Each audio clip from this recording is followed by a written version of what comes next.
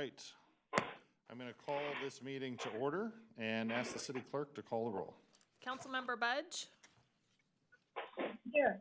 Councilmember Terry? Here. Councilmember McGarvey? Here. Vice Mayor Gatewood? Here. Mayor Sander? Here. Thank you. Could you go ahead with the Metro Cable TV and television announcement, please? The meeting of the Rancho Cordova City Council will be cablecast on Metro Cable 14, the local government affairs channel on the Comcast Consolidated Communications and AT&T U-verse cable systems. The meeting is closed captioned and will be webcast at www.sacmetrocable.tv. Today's meeting will air on Thursday, August 6th at 9 a.m. and Sunday, August 9th at 6 p.m. A DVD copy is available for checkout from any library branch.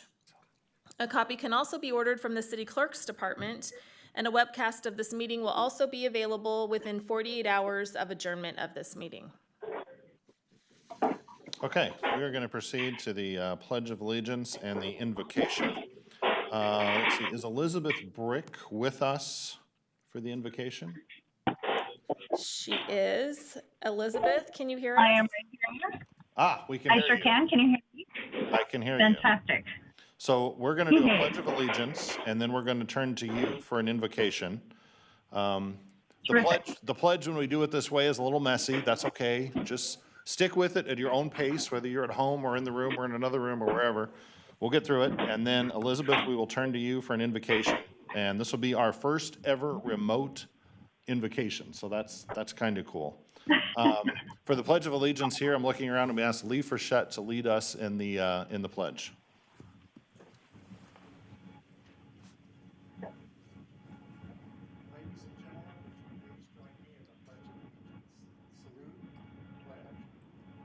Allegiance to the flag of the United States of America and to the republic for which it stands, one nation, under God, indivisible, with liberty and justice for all. All right, very good. And Elizabeth, if you could lead us in an invocation. Sure. Please join me in the spirit of prayer.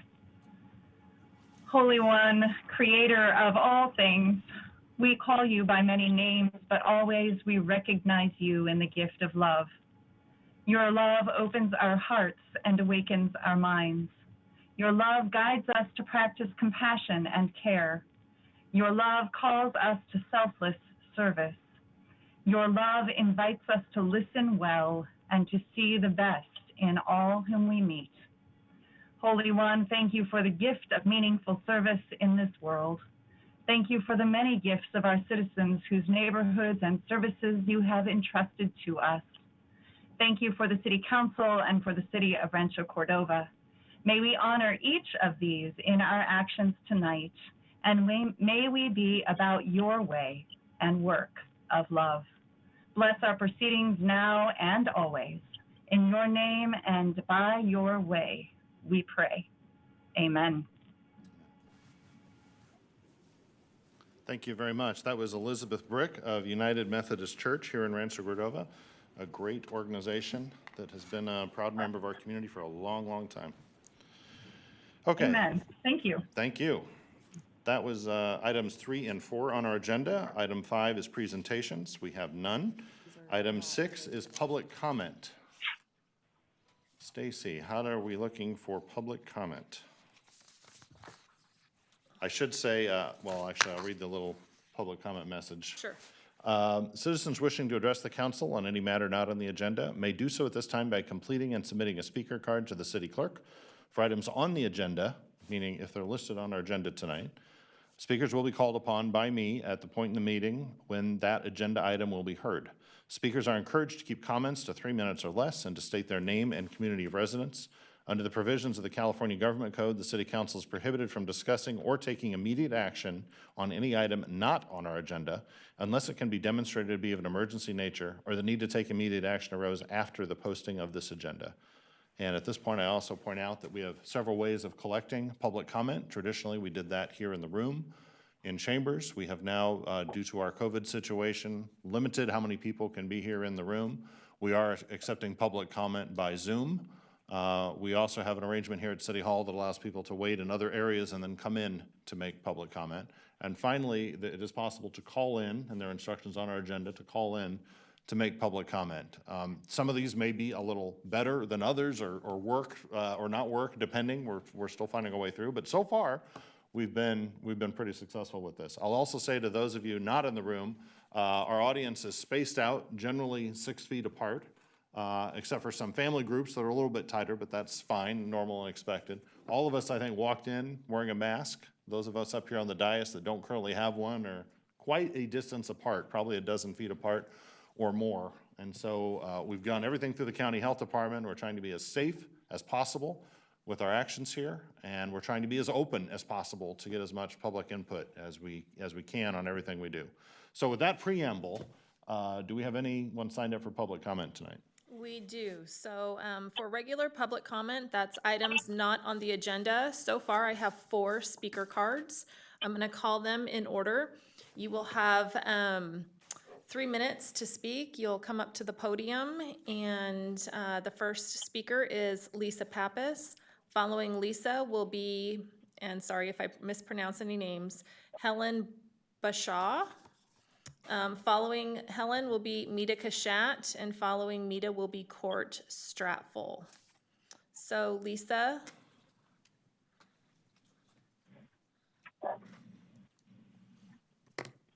Welcome back, Lisa. Currently, you guys are reviewing a building proposal in the Cassis Orchard along Folsom Boulevard. And my concern from what I've received from the builder so far, as some of my neighbors are concerned as well, the builder's including some public easements as open spaces in their marketing material that they've submitted so far. And those easements belong to the people who own those homes, and if those are used as public spaces, the financial liability if someone is injured in those spaces falls back on the homeowner. So my question, or what I'm looking for response to from the city, is some type of a plan to either return those easements where applicable to the homeowners, or to allow those spaces to be closed off on an at-needed basis. If they're utility easements, then the utility companies can access them, but not the general public. Or some type of I'm not sure if it's an insurance policy that the city would carry to cover the homeowners should an injury occur. I know on one of those easements recently in the last 3 months, we had a horseback rider get thrown from her horse. Fortunately, she was not injured. However, had she been, even though she was on the easement, it is still public property, and she could have gotten litigious, which would have really detrimentally impacted the homeowner. So there you go. Okay, thank you very much. I cannot comment or be involved in that particular project because of where I live. Under California state law, I have a conflict. But I'm sure city staff and my colleagues heard that comment and would act accordingly. Yeah, can I ask a follow-up question to that, Mr. Mayor? Yes. To the city attorney. Is there any guidance that you could give us about, to me, a public easement then wouldn't be the responsibility of a private property owner if it's a public easement. Am I incorrect in that interpretation? Generally speaking, that is correct. I think the particulars could matter. Okay, but generally, if a piece of land is considered a public easement, it is now the responsibility of the public government overseeing it. That's correct. Or maintaining the scope of that easement is their responsibility. Right. Like if it's a sidewalk and it's all broken, well, not a sidewalk, let's say a street, and it's all broken, and you bump your car, You want to manage this? then the responsible owner would be the government. Okay, in this. All right, go ahead. Good in order. Hold on one second. Go ahead. In this instance, oftentimes the easements are for utilities and such, but because of the way the easements are granted through, the public is given right-of-way on them, and the people use them to walk out to the river, or they use them to come up, through various areas. So they weren't intended necessarily for public thoroughfare, although that is how they're being used. So they're not necessarily public easements, I'm not sure if they're private or exactly how that would work, but they're still included in the property owner's title. So I was led to believe it would still fall under the property owner's responsibility. Hey, Darcy, come up and answer this. Yeah, Garrett, I don't think we should be getting in a back and forth with the public on this. I had a specific question about that. I Okay. think I had it answered. And if there's additional information that we need to get at some point, I think that's fine. But thank you, ma'am. My question was being directed at staff. Thank you. All Garrett, right, that's good. All right, Garrett, can someone let Donald back in? Garrett. Yes, Linda. For the good of the order, it turns out that there is a meeting scheduled for Wednesday night from 6 to 7. It's a Zoom meeting. Everybody who wants to attend the meeting is supposed to sign up. I don't think we knew anything about that. I was told by a neighbor today. They got a letter in the mail. So obviously there's a lot more information to come out about this. Okay, excellent. We have another public comment on the same topic. All right. Helen? You'll also have 3 minutes. Okay, my name is Helen Whalen. I live on Tierra Grande, and I'm here about the Cassis development. I had sent an email to the builder. The builder came back and a variety of items, including the easements. They said it's not their responsibility as the city of Rancho Cordova.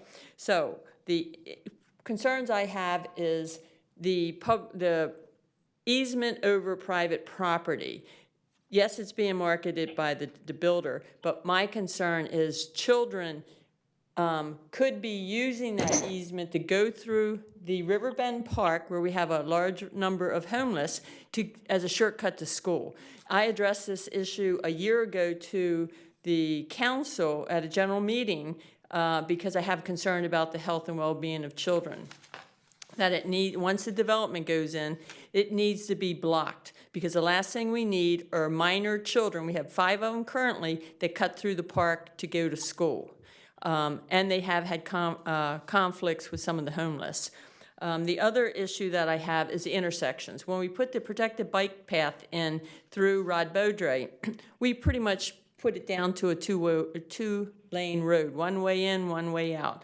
Now the builder is putting approximately 245 or 262, depending on who gives us the information, homes in there. That will add a minimum of 500 cars coming and going on a street where there's limited access. I propose that you go to the easements that are on the Myra Del Rio Drive and the Paso Rio Way near the library. That's a 4-way intersection. They don't have the use that we have with the American River Parkway. And pretty much that's it, because they responded to my request, and about 80% of my requests were directed back to the city of Rancho Cordova. Excellent. All right. Can I get the two of you to go out and have a quick chat with Darcy? That's that lady right there. That's the one we talked about. And then you have my email when you guys want to reach back out after we make some progress. Thank you. Someone want to go get David? David, I know you can hear me. Come back in.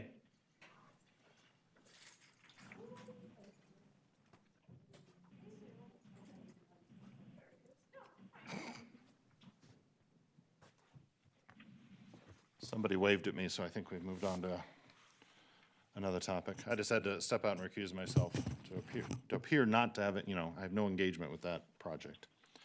Okay. Next public comment speaker is Mita Kashat. Very good. Following Mita will be Court Stratful. And I can see that we have another public speaker in Zoom, Barry Broom. I don't know if Barry wants to speak to open public comment, but if so, we'll get to you in just a moment. If not, you can put your hand down. So, Mita Kashat. All right, Mita. Is she with us physically, or Yeah, she's here. she's in the I building? believe All she's right. outside, right? Oh, there she is. Come on down.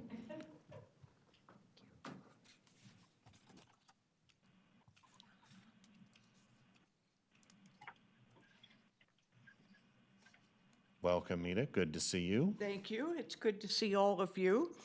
You have been on my thank you list for several months, and this is the first time we've gotten together.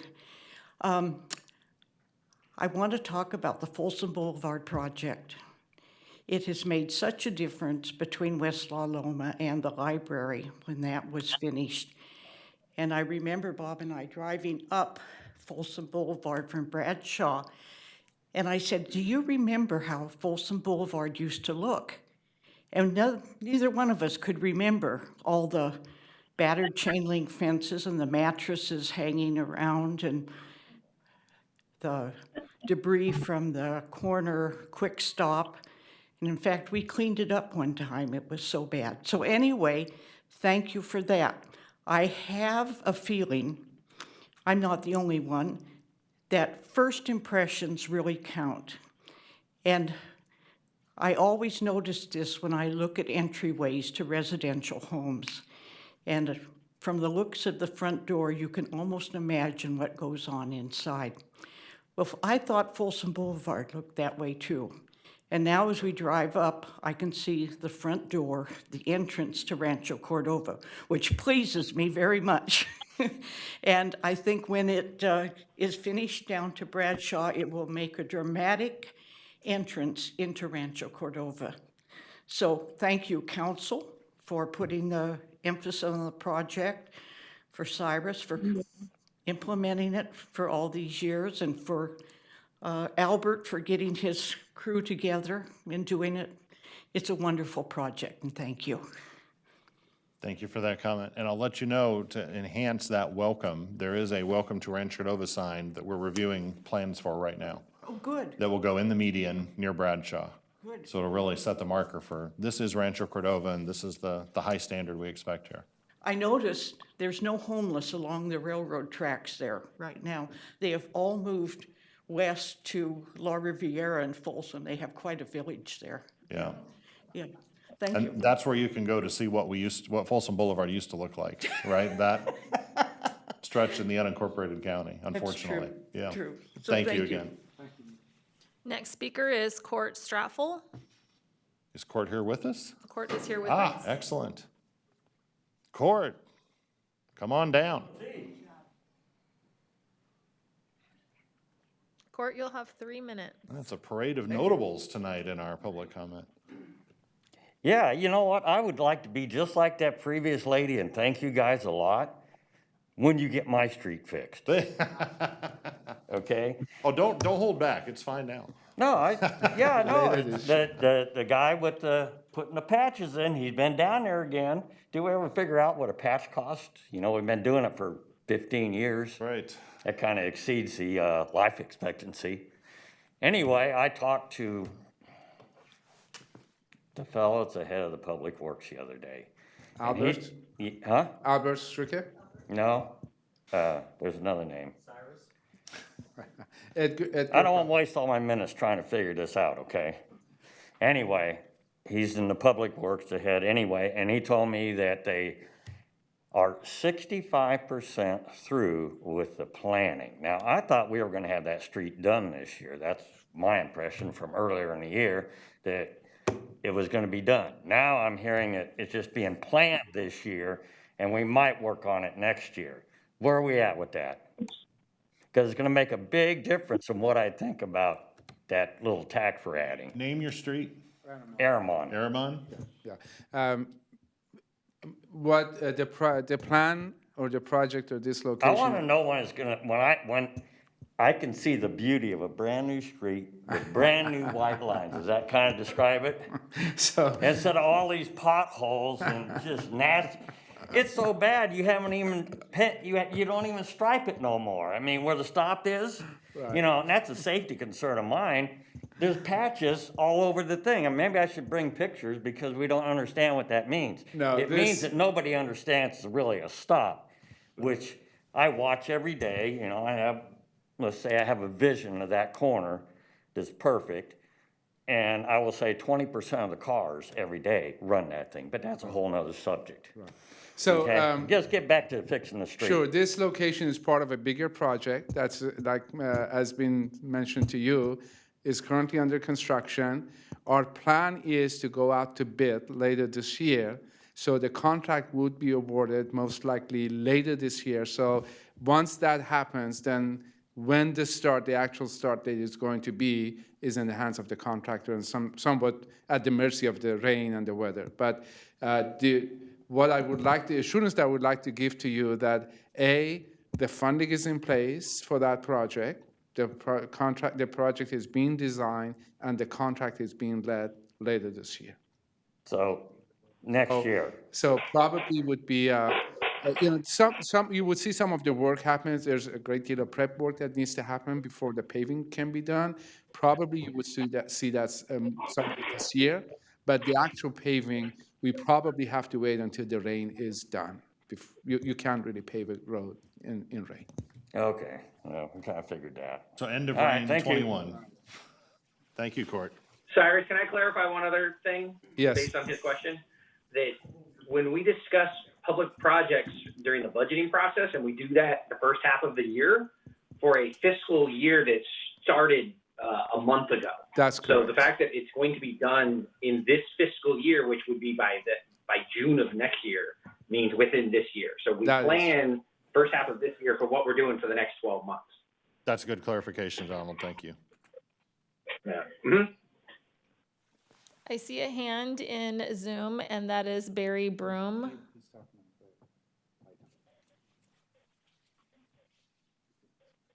I think I may have, am I ahead of myself? You might be.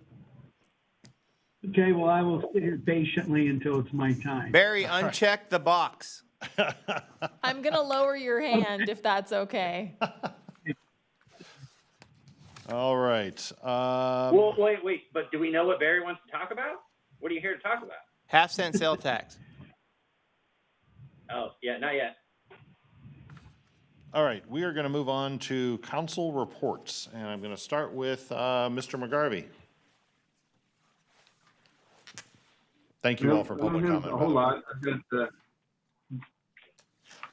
We got the meetings with the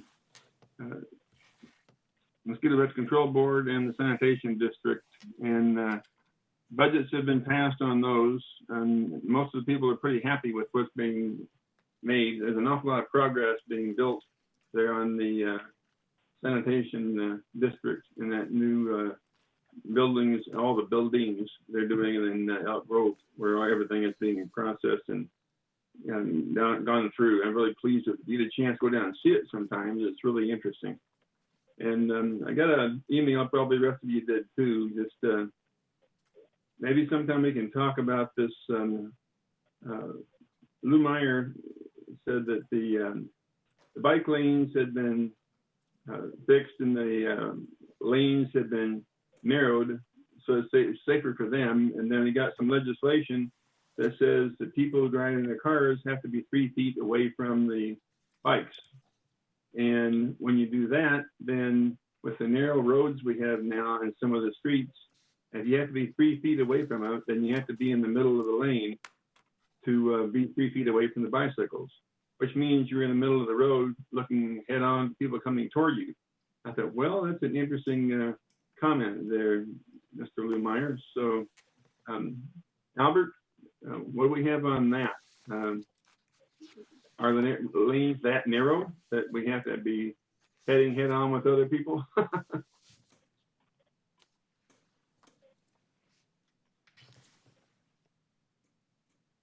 Is that a question you want to ask right now, Bob? Right. We're just asking Albert if is that something that we've done? Or have the narrow lanes too narrow, or is that just an observation that Lou Meyer had? It's just an observation. Cyrus is suggesting observation. We take that up on the side later. Yeah. Okay, I'm done. All right. Thank you, Bob. Linda. Thank you.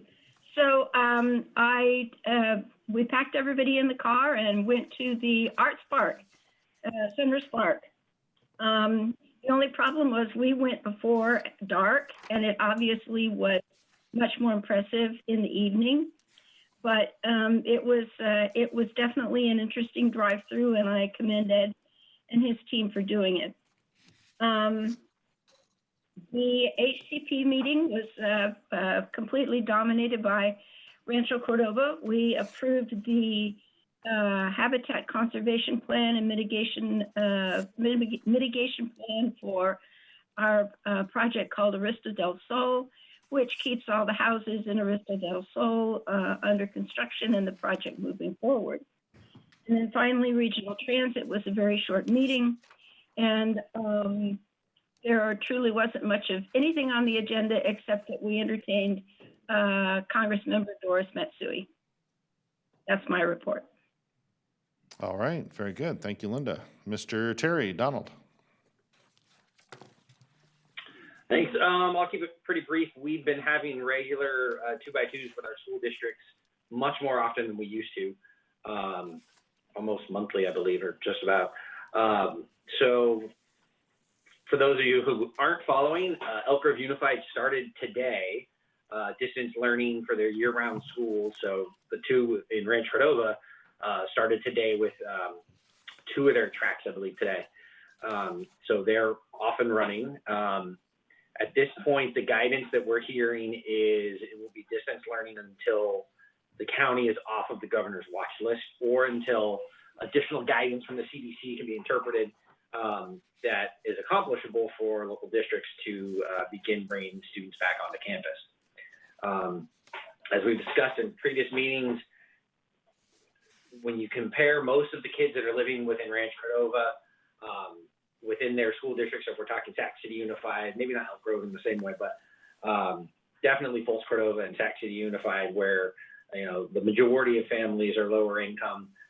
We do know that this distance learning that happened in the second half of the school year this year, or this past year, is probably impacting the educational attainment and success of our students a lot more than their wealthier counterparts in other parts of the school district.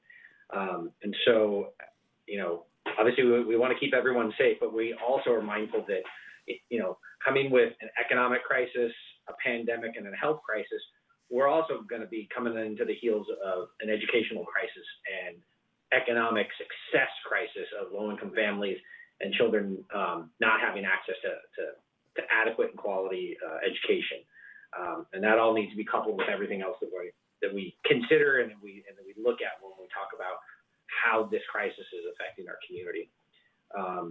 Beyond that, the Air District didn't meet in July, just like most commissions and boards didn't, and everyone is meeting in August, it seems like. So hopefully I have more to say later on in the month. Yeah, that's absolutely true. The August meeting calendar is gigantic, and the July meeting calendar is pretty vacant. All right, Garrett. Yeah, it's like we should have been taking vacations or something. Right, exactly. We should have. Garrett. Of course, I went with Linda, and she dominated the JPA. It's cool to see that we're still building in Rancho Cordova. Sac City Unified, they are going through it, and it's interesting because Donald's able to talk to them every time, and they're doing everything they can. I'm sad they lost their SORs out of the schools, but luckily, SROs. Huh? SROs. Yeah, the SROs. School resource officers. Yeah, they're gone now. And I couldn't imagine not having our SROs in our group, like especially because how much friends they are with our community. And then, Cyrus says he's going to work with the police chief, and we're going to work some way to keep people safe, at least when they're in the city of Rancho, because at least our police are willing to do what it takes to kind of make that relationship work. And then the library authority, I have never had such a fast meeting. I think it took 13 minutes. Hey, thanks for everybody. I think it's longer to get everyone's approval, but yeah, it's just one of those things. The library is trying to find ways to open, and more trying to find ways to get educational information to kids that are needed. And so I think they're starting to give out iPads and stuff like that to try to help out, but it's a challenge right now. And that's it. All right, very good. My report's also going to be pretty brief. We opened a new business and actually had a public opening last week, which was, I think it was just last week. That was, or a week and a half ago now. It was Quick Quack, which is near the intersection of Zinfandel and Sunrise. It was a great opening, a safe opening. Everyone was physically separated and masked up. And they had Quackles, the what would you call that? Their mascot, I guess. Their mascot was there. Great event. It felt like something that must have happened like a decade ago when we all got together and celebrated things, you know? It was a little different because we're all standing a distance apart and wearing masks, but it was, I think, the only ribbon cutting like that I've been to this year, roughly. It's pretty amazing. But it's great to welcome them. They're a great company. So happy to have them in Rancho Cordova. Let's see, we did have a great arts event on last Friday and Saturday night. I think this is a week ago also. Great event. It was put on at the property owned by the Cordova Community Council. It was the Rancho Cordova Arts Organization working with Sacramento Valley Spark, I think is the specific name of the organization that is associated with Burning Man. It's sort of like a local contingent of people who go to Burning Man are in this organization called Sacramento Valley Spark. And they put on a fabulous outdoor art extravaganza. And it was a drive-through at the Mineshaft property the community council owns along Folsom Boulevard, right along Highway 50.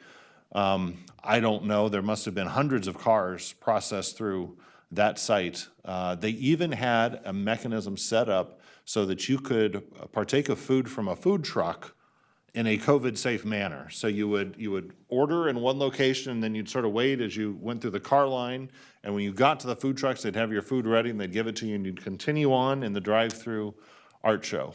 And there were some events there that were actually even designed to be experienced in a car. So the creativity those guys put into those exhibits and that art is amazing, and I look forward to many other collaborations with them in Rancho Cordova, perhaps I don't know what you call it, a temporary, semi-permanent location where they might be able to exhibit some of their more spectacular pieces and have more events like that. So kudos to them, the Cordova Community Council and Rancho Cordova Arts for putting that on. And I think that is the sum total of my report for the last 2 weeks. Hey, David, Yes. You reminded me of something that happened that same night.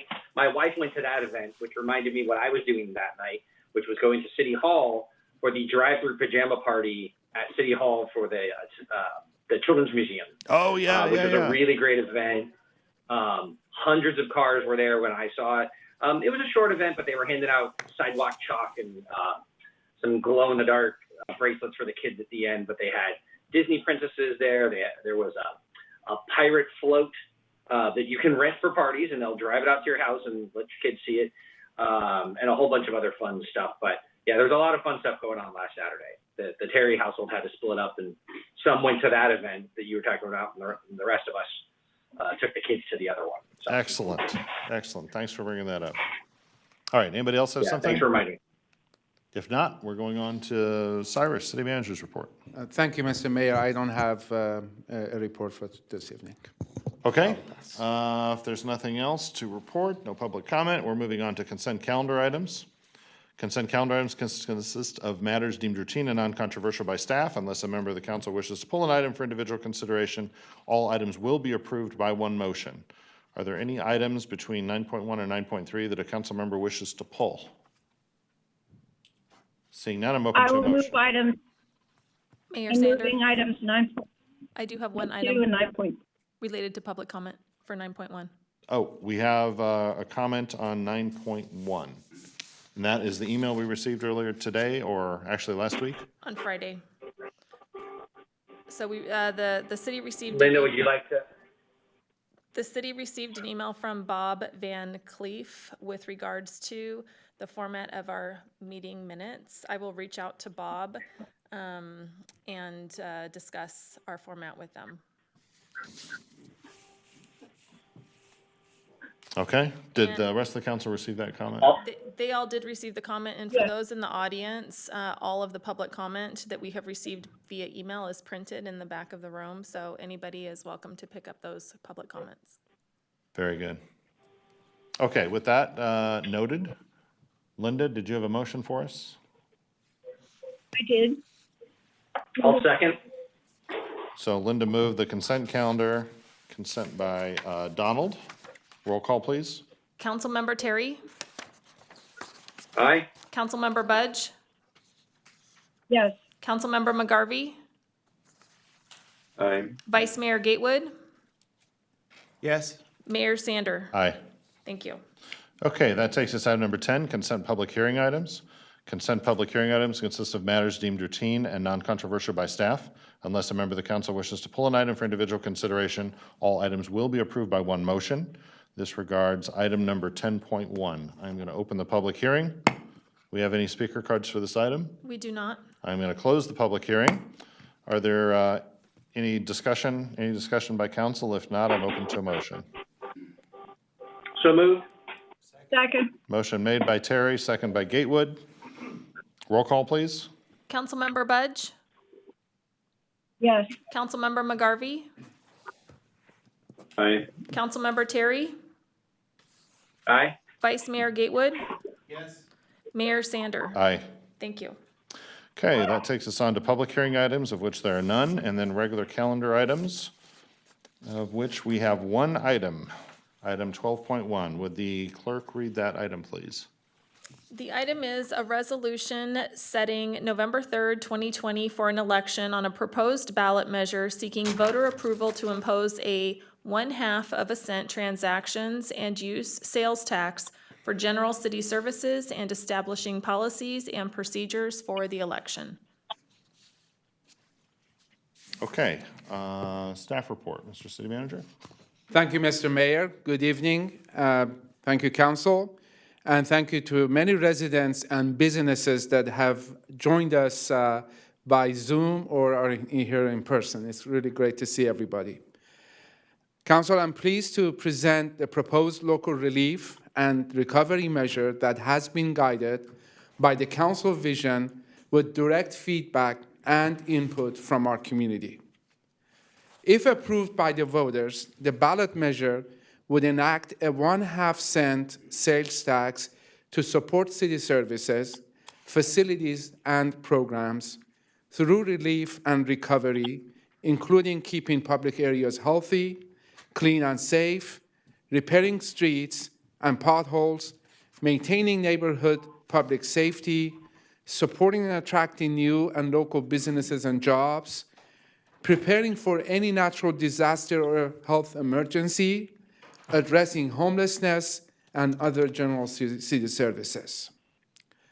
The proposed measure would generate approximately $8 million annually, with city having full control over the revenues. This proposed measure is not in any way a reflection of the financial health of the city. We pride ourselves in running the city in a business-like manner as a lean and nimble organization with a healthy reserve and very little debt and pension obligations. We have produced a balanced budget year after year with full transparency that has earned the city the trust and respect of our community. The proposed measure is in keeping with our sound and prudent fiscal policies and practices to ensure that we are prepared for unexpected emergencies and that we remain financially strong as an organization and vibrant as a community. Rancho Cordova is widely recognized as the regional leader by being innovative, bold, forward-thinking, and financially stable. The current global pandemic is one of the greatest challenges that we have experienced in our lifetime and is severely impacting the region, the state, and country as it relates to individuals, the healthcare system, and the economy. Our nation's economy is facing a serious and uncertain future. Many economic indicators point to a possible recession in the coming years.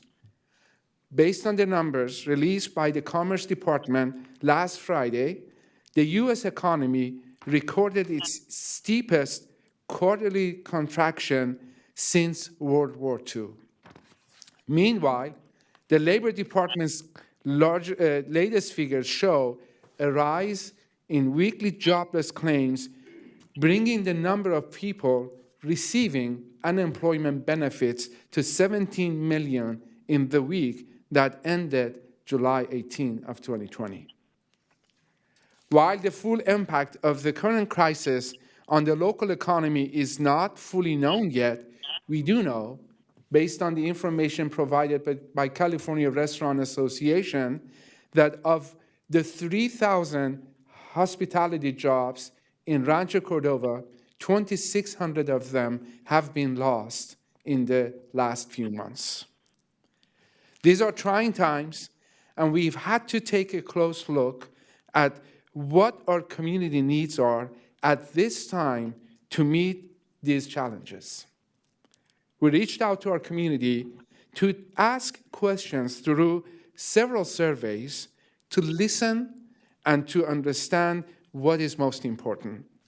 Our residents and businesses are expecting that we rise to the occasion and forge our own local destiny and maintain our resiliency and vibrancy. We don't want our city to be a casualty of these challenging times or future unexpected emergencies. We want to have local control and be prepared for what is an uncertain future. This proposed local relief and recovery measure will enable the city to continue its path of success forward by building a community where all generations of our residents can live, work, learn, and play, and our businesses can thrive and prosper. This evening, we will take a few minutes to highlight some of the city's accomplishments in the last 17 years. Following that, staff will give you an update on our response to the global pandemic and the support we have provided to our businesses and residents. We will also give you an update on our extensive community outreach efforts and will provide a summary of the feedback we have received from the community. And we will conclude with specifics of the proposed local relief and recovery measure and what it will do for our city.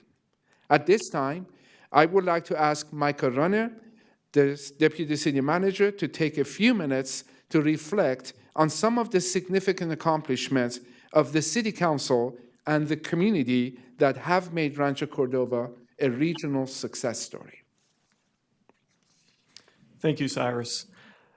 So I would like to just take a few minutes to highlight some of the significant accomplishments of the City Council and the community that have made the city of Rancho Cordova a regional success story.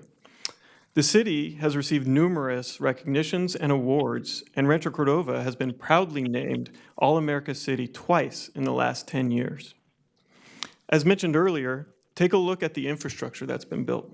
We have invested over $100 million in road maintenance and sidewalk repairs in the past 17 years. We have invested over $200 million in capital improvement projects throughout the city, including $40 million investment into revitalization of Folsom Boulevard, which was mentioned earlier. We have built 20 miles of new bike trails to make up a total of 26 total miles of bike trails within the city.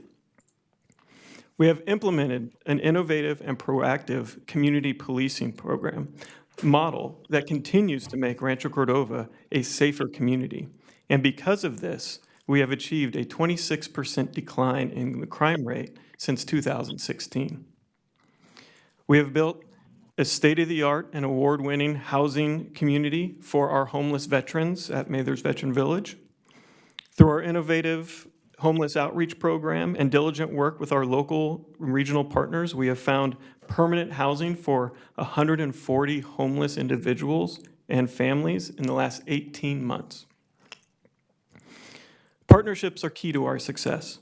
Through these partnerships with our local community and service organizations, we have completed many beautification projects throughout the city, making our community clean and more safe.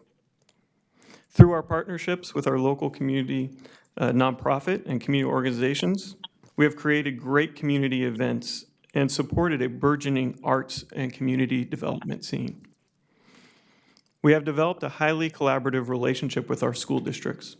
And in partnership with our community service and nonprofit groups, we are helping our children and youth with their education and after-school programs. We've partnered with the school district to build infrastructure, such as the arts or the girls softball complex. We have partnered with our park district on many park improvement projects, including the new Hagen Community Park pool that is currently under construction.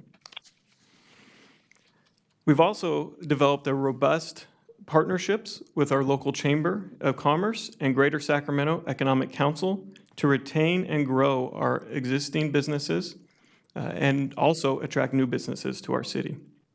This has led to many economic development success stories.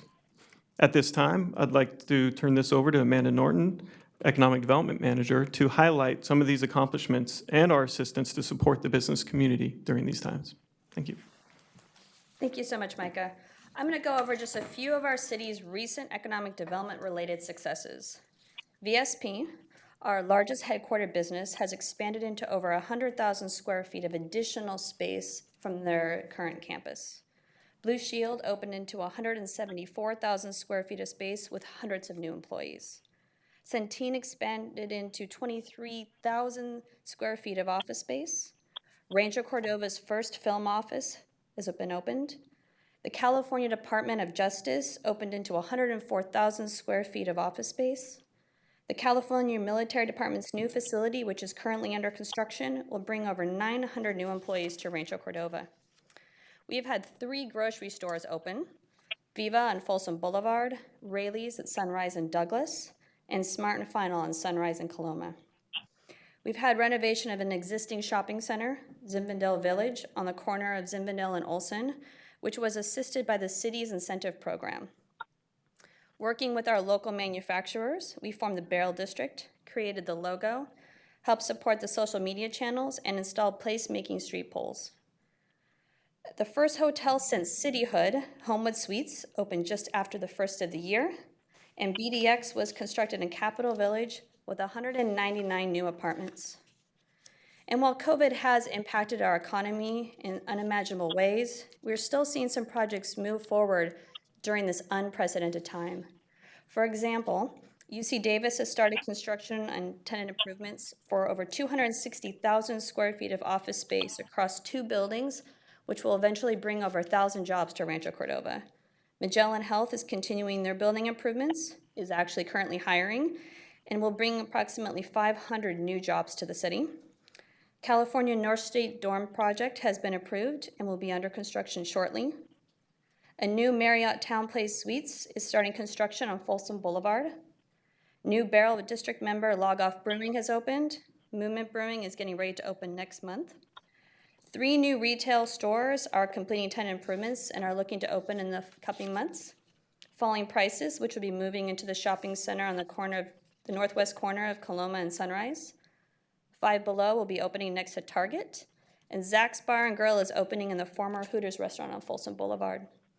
A new Starbucks has begun construction behind the Taco Bell on Zinfandel and Olson. And construction has started on over 185,000 square feet of new industrial buildings on Zinfandel and North Mather. And LaFive Soccer has opened on next to Arizona Tile on Folsom Boulevard and currently provides day camps for kids. And while projects are moving forward, the city has not been idle during this time. We're stepping up to the challenge to assist our community. City Hall has remained open while many cities closed their doors, and each department in the city has been stepping up and trying to help. For business assistance, we created the Business Assistance Team. We partnered with the Rancho Cordova Chamber of Commerce, our Economic Development Department. We hired 2 business consultants to respond to questions, provide assistance, and also provide a proactive outreach into the business community. Face Mask Fridays resulted in 94,000 face masks handed out to 240 businesses in 3 days in our parking lot, and it was a scorcher all 3 days. We issued 2 emergency orders to allow restaurants and personal service industry businesses to utilize outdoor space to serve their customers in compliance with state and county orders. And the city participated in the LIFT program by placing $1 million into a local bank so that those funds can be loaned to local businesses. For our community assistance, we passed an emergency ordinance to halt evictions for residential and commercial. We started the Great Plates program. This is a program that provides 3 meals a day to our lower income older adults. We have not only assisted 137 seniors, but has also helped 11 restaurants and eateries keep their staff employed. And since May 4th, 23,155 meals have been delivered to our seniors so that they can stay safely in their homes. The city has paid for the grocery delivery fee for both Rayleigh's and Safeway grocery stores using the Rancho Cordova promotional code. So this helps our most vulnerable stay home safely and supports our working families. And we have a COVID website that's up and running, which will be discussed in more detail just shortly. But what we know is the situation is constantly changing. Many of our businesses are still working out their return to work plans, and we don't know how many jobs are going to remain remote versus going to return back to the office. We anticipate businesses will downsize their footprint, and these changes will become our new normal and will have a lasting long-term impact on our city and our business park. We do know that this crisis has hit the service sector harder in our nation's history and disproportionately impacts not just small businesses, but many of those businesses that are women and minority owned, and also these businesses are frequented mostly by our community members. And at this point, I'd like to turn the floor over to Maria Niestead, our Communications and Public Affairs Director, who will talk about the outreach to our community during this time. Thank you, Amanda. As mentioned, the pandemic has wreaked havoc across the globe, and the effects of that are being felt here in Rancho Cordova. Now more than ever, it's important that we connect with our community in a variety of ways, so everyone has the information they need to stay safe and healthy, to protect their jobs and businesses, and to ensure that our community continues to be the best place to live, work, learn, and play. To that end, I'll briefly describe what we've done to ensure our residents and businesses have a trusted source of information during this pandemic. And then I'll provide you with the results of resident surveys conducted between April and the present to demonstrate the depth and breadth of how we have connected with and listened to the community about their priorities for the city. So first, the city's coronavirus webpage is perhaps the most comprehensive resource of any in the region, and it's a trusted source of information for residents and businesses. There are pages that are dedicated to information for our residents and our businesses in English, Spanish, Russian, and Farsi on everything from testing to virtual activities, plus a section dedicated to stories of hope we're seeing throughout our community. The web page has over 64,000 page views since mid-March, to give you a sense of the reach. You've heard a lot about what the city has been doing to help our community get through this challenging time. And part of that is understanding what our community needs and priorities are by listening to them. So the council asked us to survey our community about their priorities for the city. Between April 23rd and May 1st, which was 2 months into the COVID-19 crisis when the stay-at-home order was in effect, we conducted a scientific survey using one of the state's leading and most trusted research firms, Godby Research. The sample size for this survey was 744 Rancho Cordova residents, which is a statistically valid sample. The data collection was done via landline, phone, email to online, and text to online. The margin of error for this survey is plus or minus 3.55%. I'll provide a high-level overview of the findings, but the full report provided by Godby Research is on our website if you'd like to take a look. First, our community is very pleased with the services that they're receiving from the city. Nearly 77% of residents surveyed said they're satisfied or very satisfied with city services. By comparison, satisfaction in 2016 was about 74%. Residents were also asked during this survey what their priorities are for the city. Those surveys indicated that their priorities are keeping public areas healthy, clean, and safe at 73%, repairing streets and potholes at nearly 73%, ensuring that the city is prepared for any natural disaster or health emergency at 72%, maintain neighborhood public safety at 70%, supporting and attracting new and local businesses and jobs at 69%, helping address homeless issues, 68%, and finally removing blight and revitalizing vacant buildings at 67%. Residents were also asked if they would be supportive of a possible local relief and recovery measure to make their priorities a reality. And 2/3, or nearly 66% of residents who responded, indicated that yes, they would be. Scientific surveys are only reach a sample of our community, so we wanted to hear from as many residents as possible. We cast an even wider net to find out what they were thinking. We created a webpage that you see up here on the screen to connect further with our community, asking residents to join the conversation on this important issue.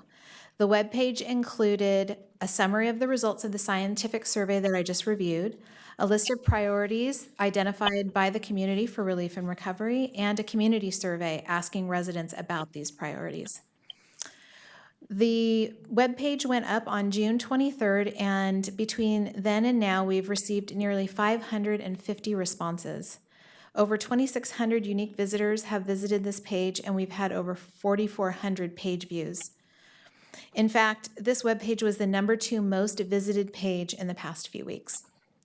Residents overwhelmingly wanted to focus on repairing roads, increasing public safety, and addressing homeless issues. Many residents also weighed in on creating more jobs, bringing new business to the community, cleaning up commercial and residential corridors, and more resources for responding to the pandemic. Some of what we heard from residents includes the following. On infrastructure, and this is a quote, "The city needs to heavily focus on more bike infrastructure." Another resident said, "I want to congratulate the city on widening Zinfandel and the overpass. It's a great improvement over what it was." And another, "Continue Folsom Boulevard renovation." On the homeless issue, the needs of the most vulnerable, people experiencing homelessness, should be the top priority of the city. And on public safety, speeding in the city has become a real problem. And from another resident, more effort needs to be spent on public safety. We went even further in our effort to listen to our community by connecting one-on-one with community organizations, business organizations, residents, and business owners to find out what they thought of these priorities, as well as what they thought of a local relief and recovery measure. These conversations took many hours to complete, but were very enlightening. We heard over and over how important repairing neighborhood streets is. An overwhelming number were concerned with maintaining and increasing public safety and supporting our businesses. As one resident said, and I quote, "We expect the city to take appropriate action to make sure our financial house is in order, as we all are having to do in our own lives in response to this pandemic." We want to thank the community for connecting with us over the past few months. One resident wrote, "Thanks for taking the time to ask for our input," but it's really our residents we want to thank for taking the time to provide us with their feedback, to truly engage in identifying priorities for relief and recovery, and also in some cases to offer solutions. Despite the challenging times, we're heartened that our residents and businesses take great pride in our city and are incredibly invested in how far we have come and the bright future that we all envision for it. Since road maintenance was such a high issue, such a high priority for residents, Albert Stricker, our Public Works Director, is here to provide an update on current road conditions and future needs. Thank you, Maria. And good evening, Mayor Sander and council members. Albert Stricker with the Public Works Department. And this evening I'll be presenting a summary of current conditions, needs, and options for moving forwards with roadway infrastructure. The city has invested over $100 million into street and sidewalk maintenance and improvement since incorporation. And what we see here in the map in front of us, you see the distribution of roadway quality citywide. Roads in better condition are in green and blue, and those roads in poorer condition are in orange and red. The city has made significant progress on residential. However, there are major upcoming challenges and road degradation that needs to be addressed. For example, the Lincoln Village neighborhood was rehabilitated in the early 2000s, and it's time to go back to that neighborhood and perform additional rehabilitation. In addition, many of the roadways that were brand new in 2005 could be ticking time bombs over the course of the next 10 years. Looking at the roads, for example, in Anatolia that are green, we could see those turn to yellow, orange, or red over the course of the next decade. I'll be presenting a couple options for moving forwards. As I go through each of these numbers, please note that all figures are in 2020 dollars. They do include minor sidewalk repair, and the numbers don't include grants. And we have been successful in receiving on the order of $3 million per year in grants that can be applied to road rehabilitation. One option is to maintain our roads in their current condition. And the pie chart that you see on the left side there represents the distribution of our current roads. We have about 58% of our roads are in good condition, about 23 are in fair condition, and we have about 20% of our roads that are in poor or failing condition. To maintain our roads at that status, going down that column in the middle there, we have an annual revenue stream of about $4 million per year currently. The annual costs from 2020 to 2030 to maintain at that level is about $10 million a year. That's a $6 million gap between our $4 million per year current revenue stream. In 2030, we would have a deferred maintenance of about $50 million. As we look out to the next 20 years to 2050, the cost to maintain our roads in the current condition on average is about $7 million a year. That's a $3 million gap. And roadway deferred maintenance stays about the same at $48 million out at 2050. One effect, though, is that the number of failed roads does increase over that period. From now, we have a little bit over 1% of failed roads. After this 30-year program, the failed roads would be about 8%. Another option is to increase the average condition of our roads over the course of the next 10 years and then maintain that thereafter. That's the furthest right column. In this condition, we again have the $4 million per year current revenue stream. It would cost about $14 million a year over those each year from 2020 to 2030 to raise our condition. That's about a $10 million per year gap. However, by 2030, deferred maintenance would be reduced to $17 million. As we look further out to 2050, it costs $7 million per year from 2030 to 2050. That's a $3 million per year gap. However, we end up with no deferred maintenance in 2050 and no roads in the failed category. There are some uncertainties and risks that we need to plan for. More efficient vehicles reduce traditional revenue sources, for instance, gas tax.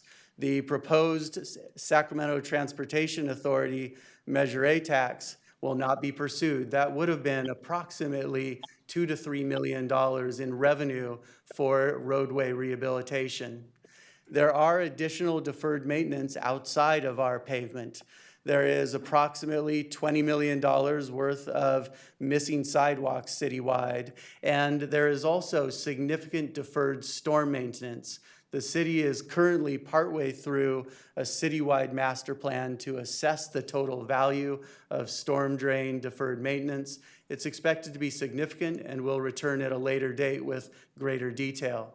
And it's also important to note that new infrastructure, including roads, landscaping, and trails, increase costs for overall ongoing maintenance along with inflation.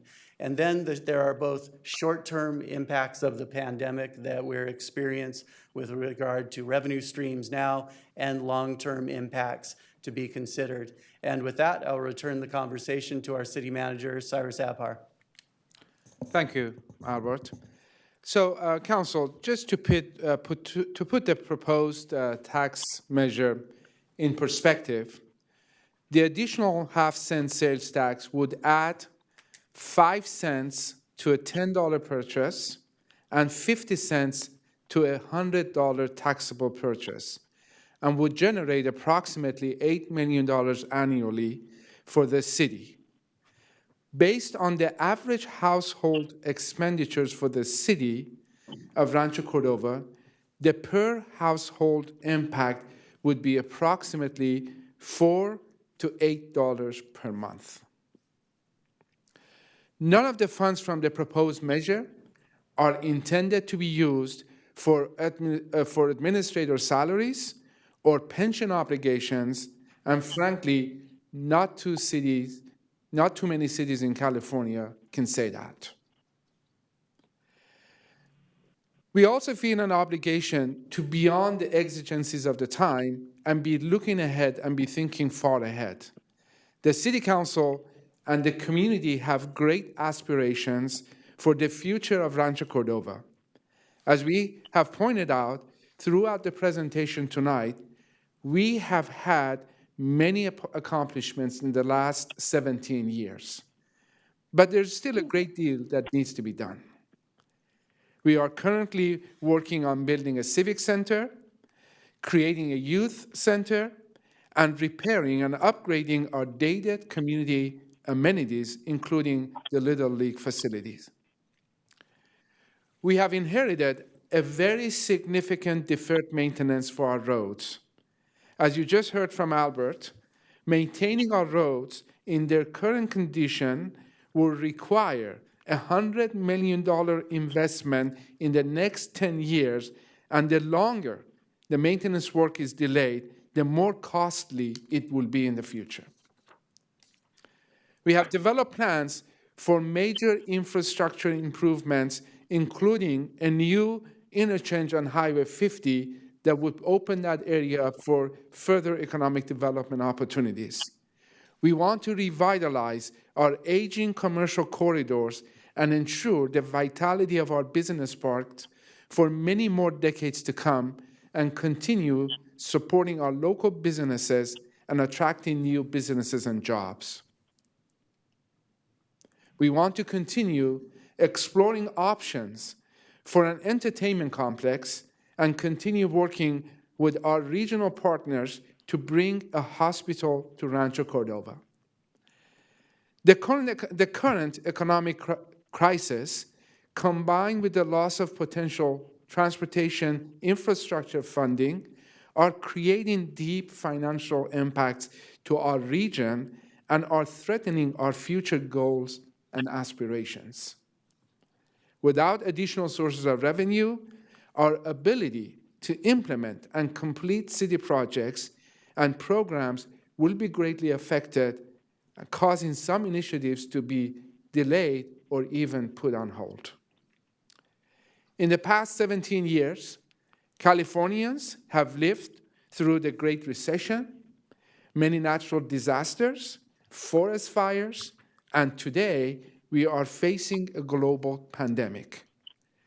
During the times of crisis in the past, we saw the vulnerability of our local revenues to the state decisions and actions.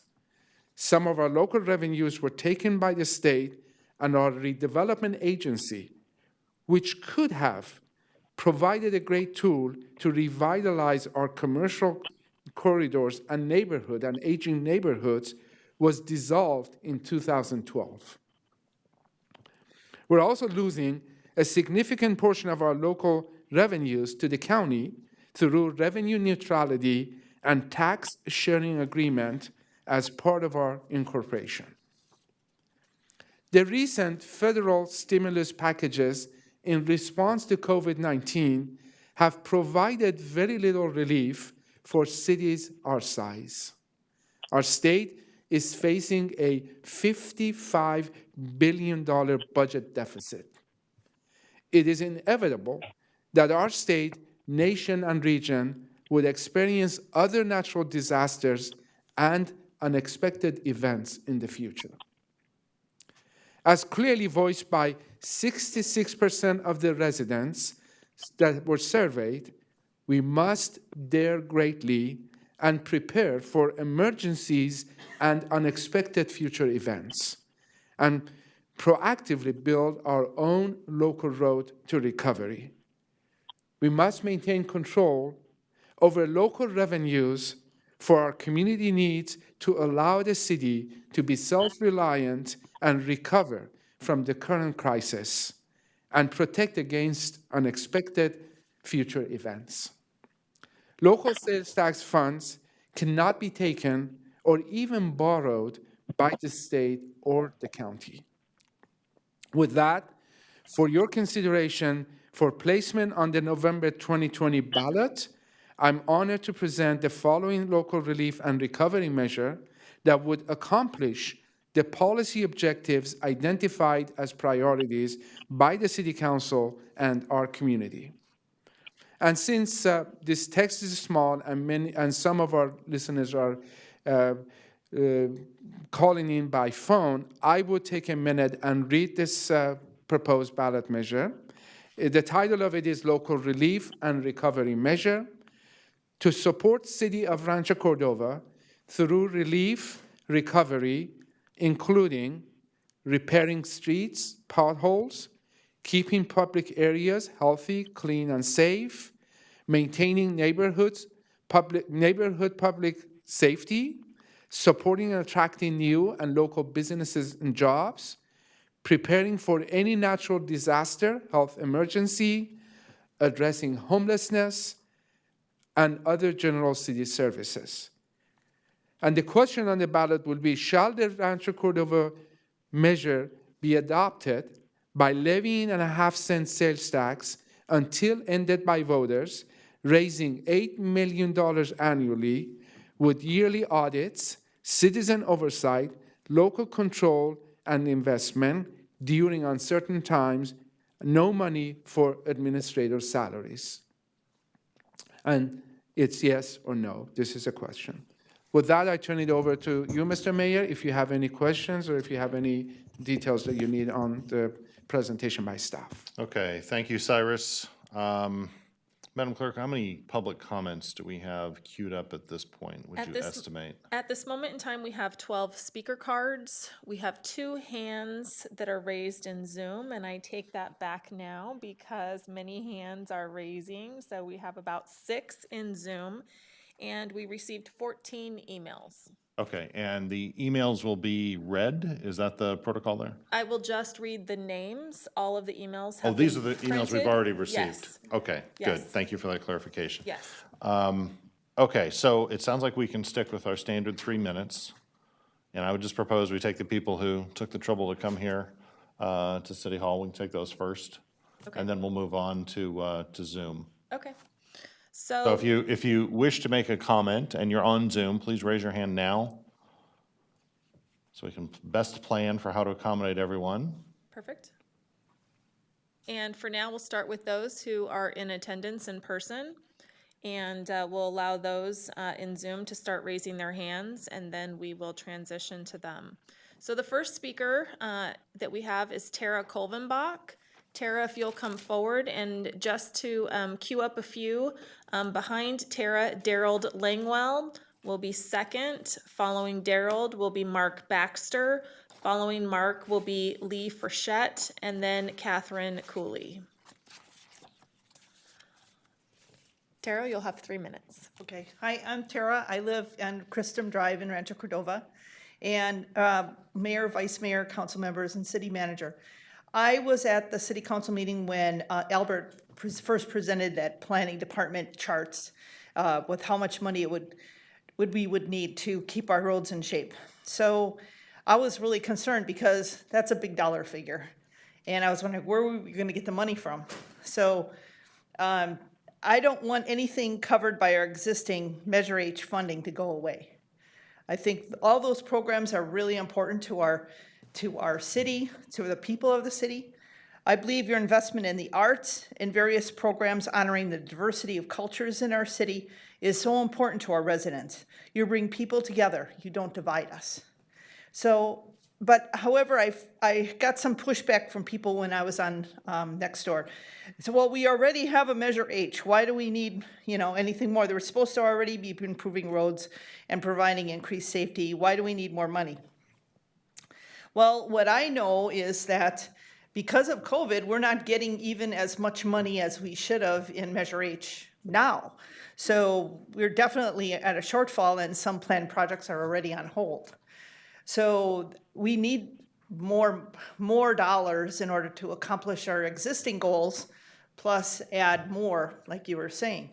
So a sales tax increase in our own hometown can be fully managed by the city council. A countywide tax would not give us even as much money as what residents would contribute to that tax.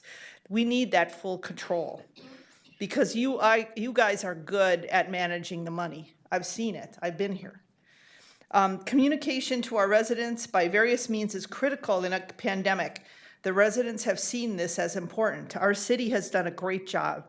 There are costs for this effort. I also know that smaller towns have not been given the COVID relief that the larger ones have, as you already said. Public safety is a great concern. The additional money used to create teams to help the homeless, to prevent crime in our streets, businesses, and schools, those are all critical. We are all seeing what's happening in New York City now that they have disbanded their undercover crime prevention unit of 700 officers. Crime is out of control there. These preventive measures work and are a key to retaining businesses and helping families feel safe to live here. We need more funding for road repair. As I said in the as I saw in the presentation, I suggest that we share that presentation more broadly. I suggest we talk about the sales tax increase as a H2, as an augmentation of the original scope envisioned by the Community Enhancement Fund, but I also like your relief and recovery way of approaching it. Please wrap up your comments. I do, however, think that we may want to postpone this idea until we truly know how this pandemic will play out. But now that I've heard your presentation, I'm not sure I agree with my own comment. The one thing I do want to give a shout out to is to the city employees who go above and beyond to help the community much more efficiently and effectively than other places. Coming from a business background, I know that there is a great cost to not being efficient. I am not sure that residents know how committed city staff really is. I see them at events at night and on weekends, yet they pull in a full day of work every day. An example, at your direction, code enforcement went out to help businesses comply with the outside only dining. The businesses didn't have to make one phone call. You guys were out there. And that, I think, is very impressive that a city does that. That is efficient use of city funds. And when I was planning a Back to Blue event for this Saturday, I called RCPD. I got an answer in a matter of hours. Other organizers are still waiting for an answer for a week from Elk Grove, Folsom, and others. The group thought I had magical powers, but it wasn't me at all. It was the proactive, speedy city employees who responded quickly to a need. So, thank you. Thank you, Tara. Next speaker is Daryl Dlingwell. Daryl, welcome back. Thank you. Good evening, Mayor and council members. Daryl Langwell from the Vineyards neighborhood. I'm opposed to this tax increase. We're being told that the money is going to be used for the same things that we were told Measure H is going to be used for. Top things, road repair and safety. I'm still waiting for road repair in the Vineyards neighborhood. Albert was talking about looking at streets that were done in the year 2000, and they're starting to have issues that might need to be addressed. I've lived on Airman Drive since 1994, and all they do is fill potholes with coal patch that blows out within 2 or 3 days. I think that right now, at least temporarily, we could stop spending Measure H money on non-critical areas and use it where there is a critical need. And if there is a dire need for funds due to the revenue loss because of the pandemic, put a sunset clause in this tax measure so that, because this pandemic will not last forever. Another reason for a sunset clause is we only have a few more years left on revenue neutrality, and that's going to release several $1 million more for the city. And of course, this measure is being proposed right at the last minute, so there's no time to make any real changes to it to get it on this year's ballot. In my opinion, the public has not been given sufficient time to provide input to the council. Thank you. Thank you, Daryl. Next speaker is Mark Baxter. Following Mark will be Lee Frechette. Mark, good to see you Good here. evening. How are you, sir? Former elected official, longtime resident. Been a while. Yeah. Mark Baxter, representing 10856 Ambassador Drive. I've been a resident of Rancho Cordova for roughly 40 years and been employed in the public safety realm here in Rancho Cordova for roughly 16 years. I'm here as a proponent for the tax. I have seen directly the impact of your Measure H funds, the responsibility in which the city has spent those funds directly, if we just talk about Folsom Boulevard. Once upon a time at Zinfandel and Folsom Boulevard, there was the Cordova Inn. And through work with city staff and code enforcement, just, that building's gone. Now we have a nice Walgreens. You don't have the crime. If you look in that Four Corners area in general, I'd just like to say, it's a better looking town. When you ride through there in the morning, you drive through there. You don't have the homeless hanging out in the doorways. And when you talk about blight, something about on the survey, it said that people were about blight, homeless, things like that. I think when you drive through the streets of Rancho Cordova, you see, it's just such an improvement over the last 16 years of cityhood, or 17 years. And so I would just say, taxpayers, it's a small investment in your security, your safety, which is what has made Rancho Cordova what it is today. A safe place to go. Your traffic is much better. Fatalities are down probably 70% from when we became a city. And I would just say it's a small amount to invest in yourself and in your community. Thank you. Thank you, Mark. Lee, welcome. Good evening, Mr. Mayor, council members. My name is Lee Frechette. I'm a resident here in Rancho Cordova in the Stone Creek neighborhood. And I find myself in an awkward position this evening. Typically, I am somebody who doesn't support tax increases, somebody who's very conservative. But I'm also somebody who supports local control. And for that reason, I find myself in favor of this measure. I was very concerned about the county Measure A proposal, especially when I learned that for every dollar we would send in tax dollars, we'd only get 30 cents back. That just didn't seem to be what we needed at that time. And also I know that when you have tax measures like that going to the county, we don't have all the control we have. But more importantly than that, there's another issue that I haven't heard a lot of people talk about that concerns me. And that is that in the state of California, there is a cap on local sales tax. And, we're capped at, if I have this correct, 10.25% in the state. And looking at what is happening with the recession that's coming and the pandemic response and everything, there are going to be calls for more sales tax in the future by other agencies that overlap us. And my concern is that if we wait until the pandemic is through to address some of the issues that this measure talks about, we may not be able to tax ourselves anything because we've already hit that cap.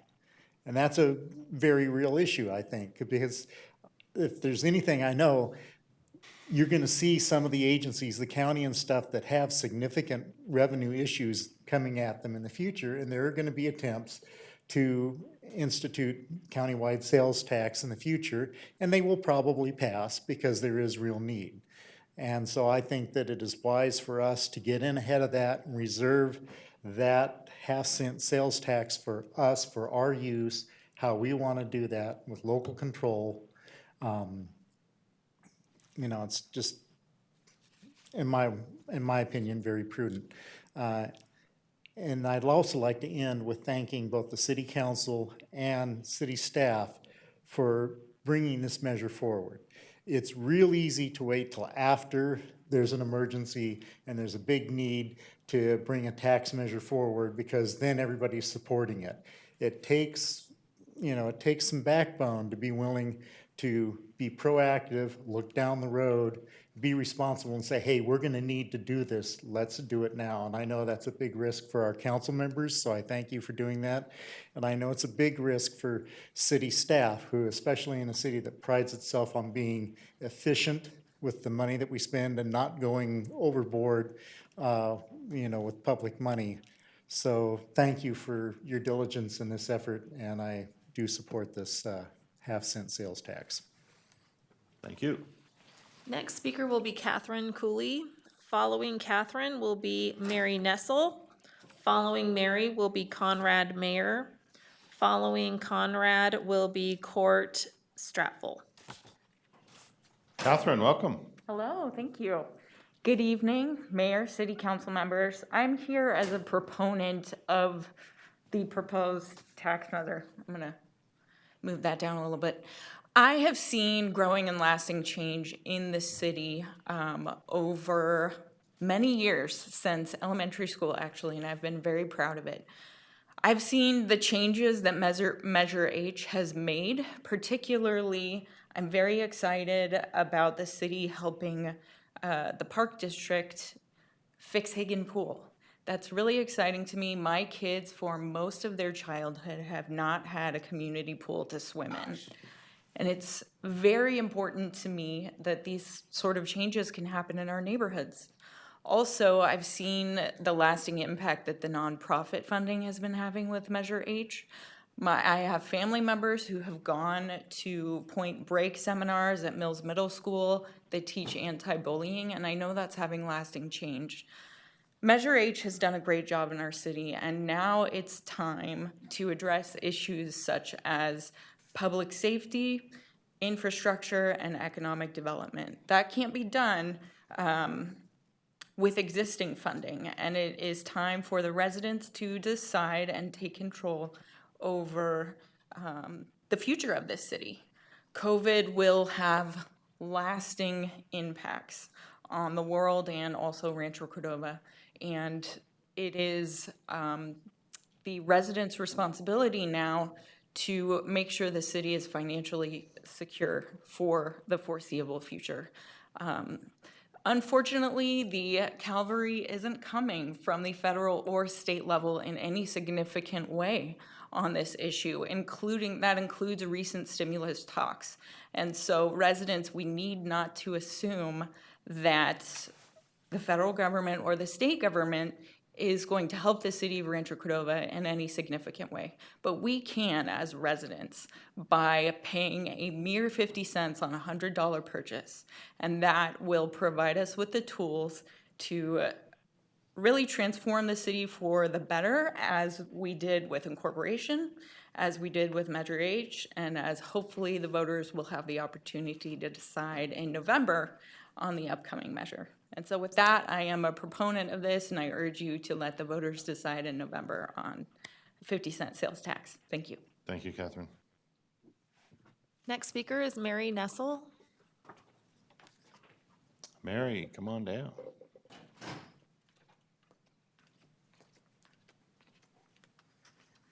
Good evening. I'm Mary Nessel, and I live in the Cordova Meadows neighborhood. I do believe against this tax, partly because I've never been quite happy with the way that the way that Measure H funds were handled. We were told leading up to Measure H, before we voted, that it was going to be used for speeding up the repair of our roads, and here we are 6 years later, and the repair of the roads is still a long way from being completed. I understand that only about 15% of the Measure H funds go to the Public Works Department, and by my calculations, a larger percentage is going towards community grants. We weren't told anything about the community grant portion of Measure H before we voted on it. I've gone through the list recently of where all that money has gone, and it's a very small number of items that I would agree to, that money should have been spent on. I am totally opposed. I mean, we already pay taxes annually to the Park District and to the school district. So for my Measure H tax dollars to be going to more projects for those entities, with rare exception, I'm opposed to it. I don't think we should be, while we need more money for our roads, we shouldn't be doing community grants, or very, very few. So $1.6 million a year, that's $9 million worth, that could have been sunk into more roads. It's a drop in the bucket compared to the $100 million figure that Albert mentioned, but I just think Measure H community grants should be put on hold until we have fixed the more important items that need to be fixed. When I first started reading the items that you talked about, that this money was going to be used for, it all sounds good, but there's no guarantee that it's not going to be used for other things, because it is a general tax, which can be used for anything whatsoever. We talk about having local control, which is true, but that doesn't mean that the county's not going to come back with Measure A next year, and that'll be another tax on top of this. The revenue neutrality that was mentioned is coming up and about. So if this tax was a specific tax for roads and homeless and safety with a sunset clause, I'd be in favor of it. But when I found out from the county earlier today that the deadline for proposing something on the November ballot is the end of this week, it's like y'all didn't give yourself much time to listen to the community input and make any changes on that. And to be honest, I wonder if it wasn't planned that way. So I hear a lot of support. I read some of the emails in support, and some of those are from people who benefit from the community grants. So of course they want it. Please wrap up your comments. To continue. And where the pandemic has caused a loss of income for the city, it has caused a dramatic loss of income for all the people you're trying to tax. And to quote that, oh, well, it's only another 50 cents on $100, that's a little bit misleading. It's $8.75 in taxes on $100. You have to look at the big picture of what people are paying in taxes. So as currently written, I am not in support of this tax. I think it's very, very bad timing. Thank you. Thank you, Mary. Next speaker is Conrad Mayer. Following Conrad will be Court Straffel, and then Bob Cashat. Following Bob Cashat will be Jen Larrett. Good evening. I'm Conrad Mayer, and I'd like to point out that I'm coming up on 60, and I've lived in this community for about 56 years. So I've seen the good, the bad, and the ugly. And what I would like to say tonight is I'm very proud of where I live, and with the decision and the plannings that are being done, I will continue to be proud of where I live. I think we're doing a very good job at leaving things better than we found it. And for me, that's important, because if there had been planning like this back a little bit earlier, prior to cityhood, in our school districts, maybe we'd have students that still receive free driving. And we laugh, but our kids are driving today without licenses because it costs so much. And had we invested a little bit of time and planning and a little bit of foresight like we're doing right now, and maybe we don't reach the agreement that pleases everybody, but that's where we have to compromise. So our kids now, like I said, I am passionate for our youth. We claim that they're our future, and yet we're not willing to give right now for the planning that they will be impacted by in the future. And so, where do I really lead? When I think of this tax, I think of vision, and I think it's been pointed out. I hear the need. The roads and whatnot are very important. I know the trust, and I do know that local control and the trust that I've had and the trust that you guys have done with what we've given so far is a combination that I feel really good about, and others should feel good about as well, because you're right down the street. If we have a question of what the monies are going to, where and when, here's where we can go. Where if it's at the state level or the federal level, I have no idea where to go, and probably wouldn't make a hill of beans if I were to go to and voice my opinion. So the results of our measures, our taxes, the Measure H in particular, have been overwhelming. There's been all kinds of, glorious moments that our cities, our city has had as a result of some forward thinking. So with that, I'm going to wrap it up. My emotions are starting to get to me. Thank you for what you're doing. But one thing I want to say is to everybody out there, people disagree. Please wrap up your comments. People disagree, but never should they be attacked for their disagreement, as I've seen on Nextdoor and some of the comments in favor of something that I and others feel good, that are good for our city. If you disapprove, that's on you. So thank you. Thank you, Conrad. Next speaker is Court.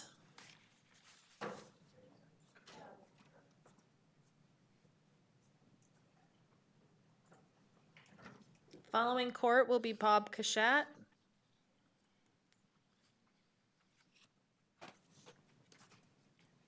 Now I can hear myself better. Court, that's kind of your radio announcer voice right there. It's the one you used to use with the band. The bank? The band. Oh, yeah. Sorry, former That's life. all right. I resemble that. You've been out there at the park before we were a city. That's right. Anyway, I just want to say right now, I'm on a fixed income along with my wife. Any more taxes, plus the costs, I mean, the 50 cents may not seem like much, but do you know how much the gasoline tax went up this year?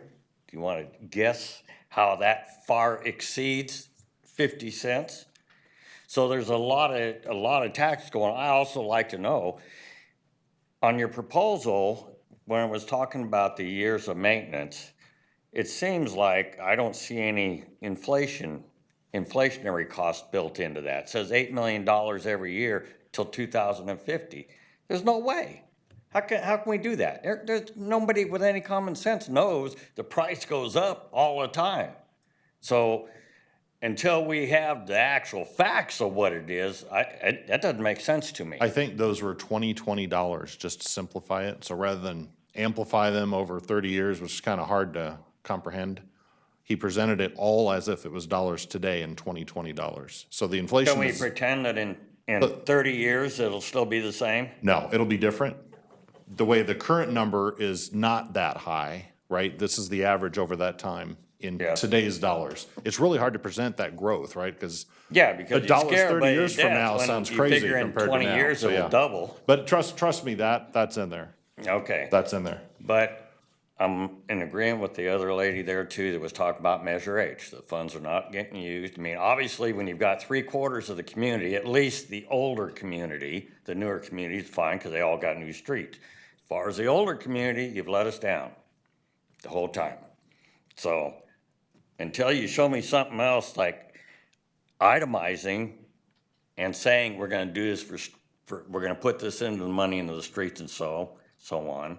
I don't need more baseball parks. I mean, I think they're great for the kids, but at some point we got to balance the budget and decide if the foo-foo stuff can't stay stagnant for a while, for at least a year or two, until we get the rest of our things caught up. And that's what I like to see, and that's what I'm gonna propose. And I guess I hope everybody, you guys understand where we're coming from. A lot of people are on fixed incomes, and every dollar counts. Yep. And my road counts too. You know which road I'm on, right? Yeah, I heard it. Aramon. Can we all say Aramon? Thank you. Thank you, Court.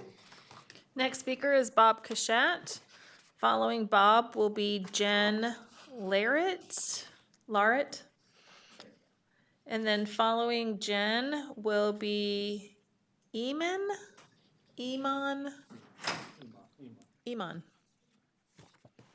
And then following Iman will be Josh.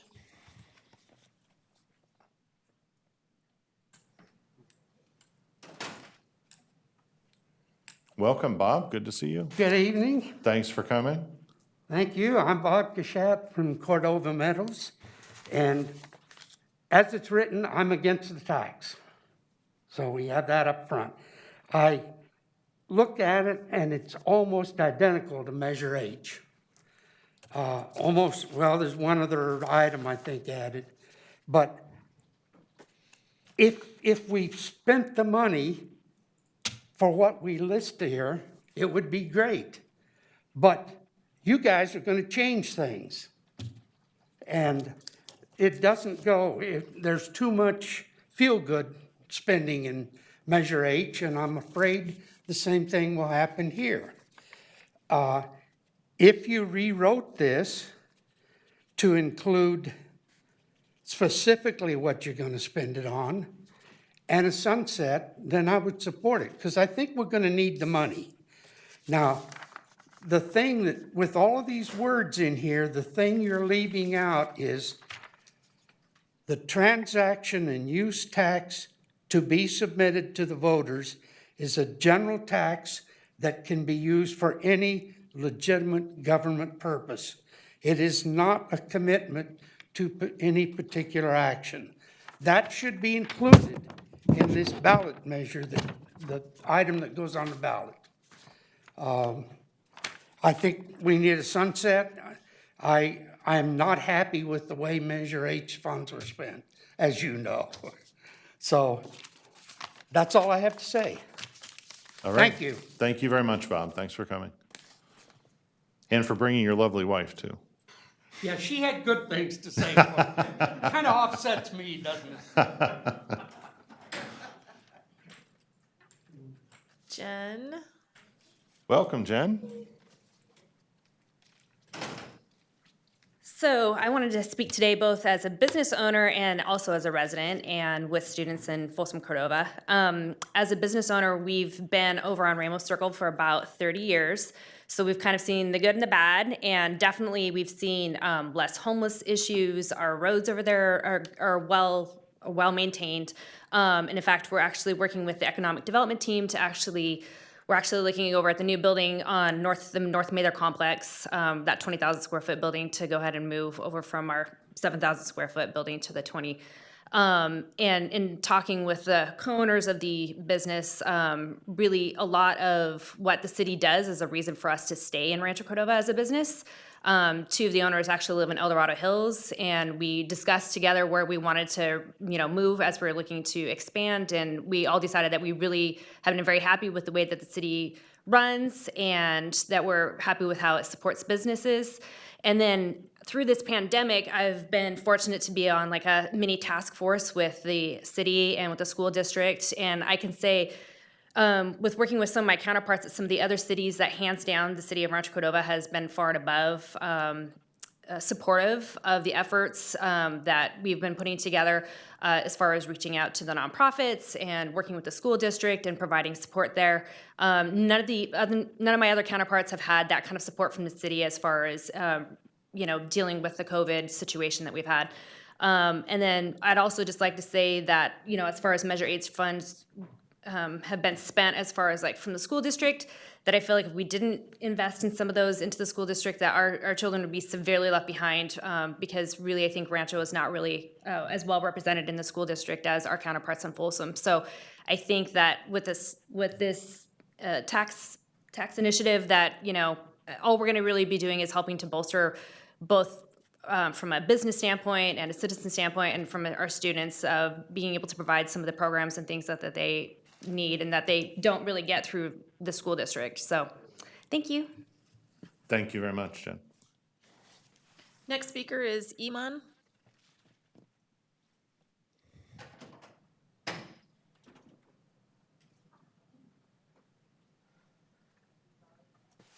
Up here. Iman, right over here. Welcome. Nice hair. You'll have 3 minutes. There's a timer at the podium for you. Okay, I will be very short, so. All right. Well, good evening. Thank you for making Rancho a better place. I live in Rancho for 20 years. I have a business for 7 years. Majority of these folks are my customers, so it makes me feel good. Hello, everybody. And my business is actually across the street. And so as a business owner, I understand we need the funding to make a better city. My first reaction is I'm against any raising taxes or more fee for myself, my business, and my residents. But having a nicer city will require more funding. So I want to support that as a business owner, as a resident, if, according to other citizens, apply to what you guys advising us or recommending. And more for local city, no county, or no state. That's it. Thank you for listening. Eamon, thank you very much. First come for And burger. thank you for some great products. What was the name of your business again? Jared. What's the name of your business? Go ahead. Famous Burgers and Brew. There we go. There you go. You guys all know it. Next speaker. to 8, so. Ooh. Let's wrap this up. Yeah, we gotta wrap this up. Next I'm getting speaker. hungry. Next speaker is Josh Groover. Hope I said that right. Yes, Josh the coach. You'll have 3 minutes. Hello, everyone. Hi, my name is Josh Groover. I've been a member here pretty much my whole life, 27 years old. I came back to this city to something that I've never seen before. Coming back from school, it was really great to see what's been established. 2010 was the year I graduated from Cordova High School when we won our first All-American City Award, which is really sweet. So I appreciate what every member of the city has been doing and the residents, which is huge. I know there can be a lot of conflict. I know as well we have been patient on all ends as we grow as a city. I'm a coach at Cordova High School. I also recently just started a youth nonprofit track club that I'd like to speak on behalf of as well, and a member. I live off of Georgetown and Ellison, so I'm in Old Rancho. My grandparents were raised here as well, so it's super important for me to speak on them as well. So I believe in these taxes. I believe in these measures that are laid for us and to support our city and to support our residents. I think it's important to start from the ground up, which is our youth, and then work up into our elderly as well. I think it's super important that we show them the support. And if it is the roads, if it is the support as well as the school district and stuff like that, I think it's important.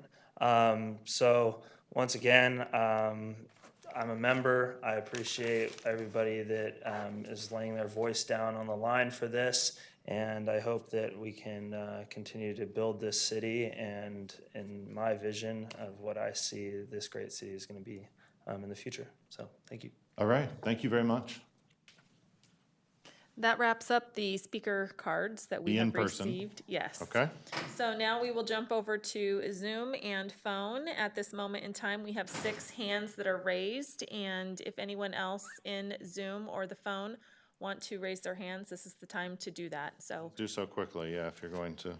we will take Sean Harrison first. And Sean, I'm going to unmute and you'll be able to speak. We'll be timing you and you will have 3 minutes. Okay, great. Can folks hear me? Yes, Sean, thank you. Beautiful. Well, I'll be brief. I'm in support of this resolution. I'd like the City Council to put it on the November ballot. As a longtime resident and business leader, I think that this resolution is complementary to Measure H, so that we're not only investing in civic amenities and social-based initiatives, but we're also investing in public infrastructure. Again, since I've been here for a long time and echoed the comments of the other speakers, this city has made investments that have improved the quality of life in our community drastically. I do not see any other cities in our region that are comparable to what Rancho Cordova has accomplished in this last decade, which is quite significant. It is also a opportunity for us in uncertain times to take control of our own destiny. There's going to be a lot of things that are going to be outside of our control. We're, as I know Cyrus and others spoke to, we're already seeing challenges associated with reduced funding. So this is a way to hedge our bets, so to speak. I think it's forward thinking. I think the city council members, in their effort and diligence in passing Measure H was forward thinking. And I really implore all of you to put this on the ballot and continue the city moving in the right direction. Thank you. Thank you very much, Sean. Next speaker will be Cheryl Longsworth. Cheryl, are you with us? Yes, hello. Cheryl, welcome. Can you hear me? Ahead. Yes, loud and clear. Okay. First of all, I'd just like to thank the city for being responsible fiscal stewards of our tax dollars over the years. I'm a 27-year resident. I live in the Cordova Lane neighborhood. Because of the council's track record on how they use our money, I usually wouldn't question any tax initiatives because you have proven that you've used our money properly. But I'm a little leery of measures that say that they're going to improve roads, simply because there's been, I think, at least 3 statewide ballot measures passed that were supposed to be for road improvements, and we're still waiting for a lot of those road improvements. So I'm a little bit nervous about that. And I've already emailed a very lengthy email with my detailed comments, so I'm not going to rehash that. But I would just like to stress the importance of focusing in on root cause, spending money on root causes of issues, not on symptoms. I am a process improvement professional by trade, and it just drives me crazy when money is thrown at a symptom and everybody is so surprised when the symptom keeps returning. If you apply the money from these tax dollars that are raised towards root causes, then the problem will not return. So I really cannot stress enough, if this measure is to pass, that the council takes a thoughtful approach and analyzes the root causes of some of the issues that were in that survey that I was one of the 500 people that took that. Just for example, vacant buildings and homelessness kind of go hand in hand. So those are 2 different topics on that survey. So I would really examine, the chicken and the eggs scenario. Is it a vacant building attracting the homeless, or is the homeless being attracted to the vacant buildings? How can we make the buildings not vacant anymore? Why are the buildings vacant? So I would really encourage a really in-depth analysis before starting to write checks. And hopefully, with the business development aspect of the tax increase, and hopefully in the long run, by having additional businesses attracted to our city, that will offset the income from those new businesses, will offset any potential future tax increases that may be needed. And I am cautiously in favor of this tax increase. Thank you. Okay, thank you very much, Cheryl. Our next speaker is Barry Broom, and I'm going to give him a moment to join us. I think I'm on. Am I on? Barry, yeah, loud and clear. You're with us.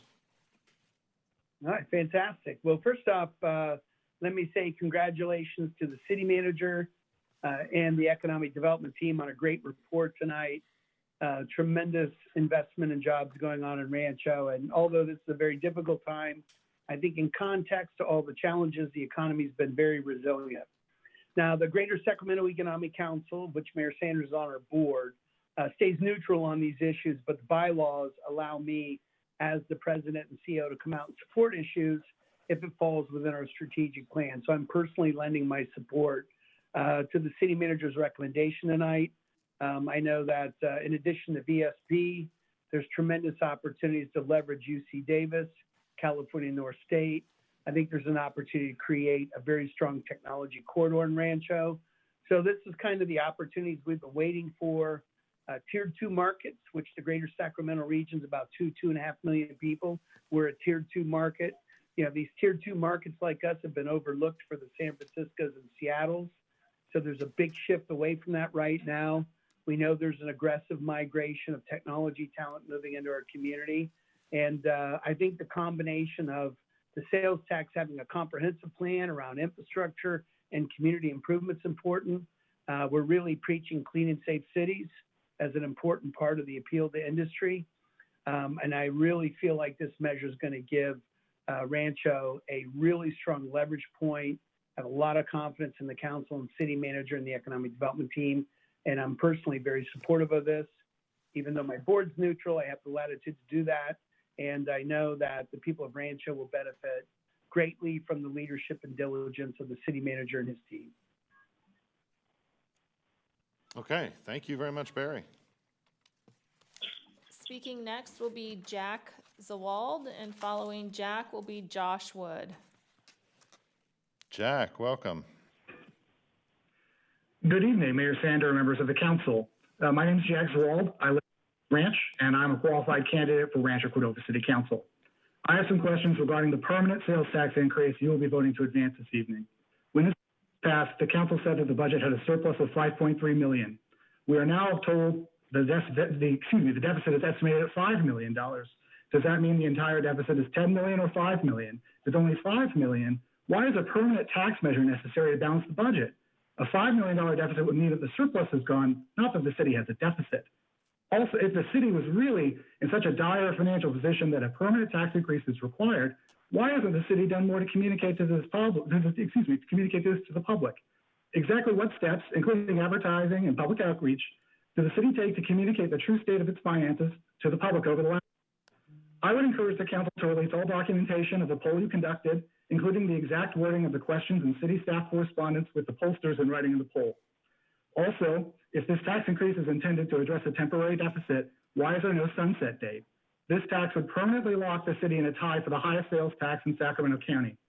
This indicates the stated rationale for this tax increase is aligned with the measure as is currently written. Lastly, I would like to ask the council to address the impact of a regressive permanent sales tax increase that will balance the budget on the backs of working families and struggling small businesses amidst a recession. I look forward to the discussion, and I would encourage the council to consider the long-term effects of a permanent, not temporary, tax increase. Thank you for your time. Thank you, Jack. Our next speaker will be Josh Wood. Following Josh will be James Borba.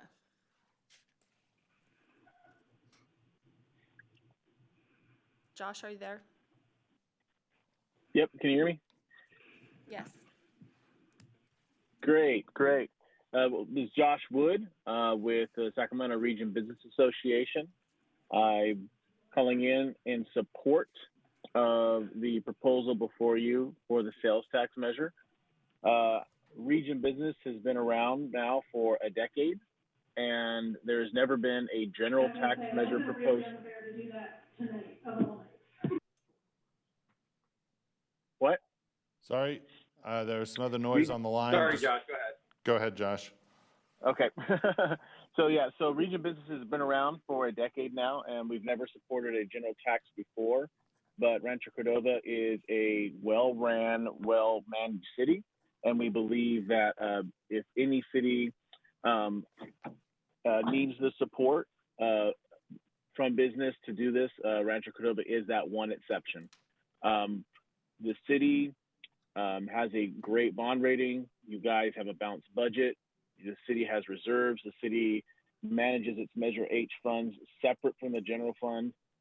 There's just so many things that the city has done. We've worked closely with your city manager, with your treasurer, Kim Duran, and I can just say that Rancho Cordova, in my opinion, and the opinion of our board, is a shining example of fiscal management.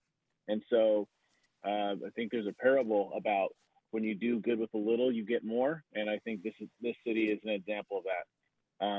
I will say we will be opposing several other sales tax measures throughout the region that are being proposed, but this is the one that we will support because we believe that this city does a great job. So thank you for your time. Thank you, Josh. James Borba, you are next. You'll have 3 minutes. James, Thank you. welcome. Can you hear me? Yes. Well, this is actually Rod Borba. And hey, Rod. So it's James Rodney. I've been in the Rancho Cordova for 32 years. 22 of those years spent on the what we're calling as the Riverside community. Now I live in the newer community of Sunridge, and my wife and I. Yes, I walked the precincts with Bob and Dave Roberts, and looking back at the principles of as I was approached to vote yes and then work the precincts for the cityhood measure. I think our founding principle was local control, and we've had a short history that if you ask anybody that's been in Rancho longer than I have, there's been vast improvements. And that's due to the diligence of Rancho Cordova's founding fathers, new board, new city council people, and its staff. We've seen great leadership from its city managers, and having worked recently very heartily with Albert Stickler, he is devoted to making this place a better city, and which it is. I'm very proud to tell people in the region that I'm from Rancho Cordova.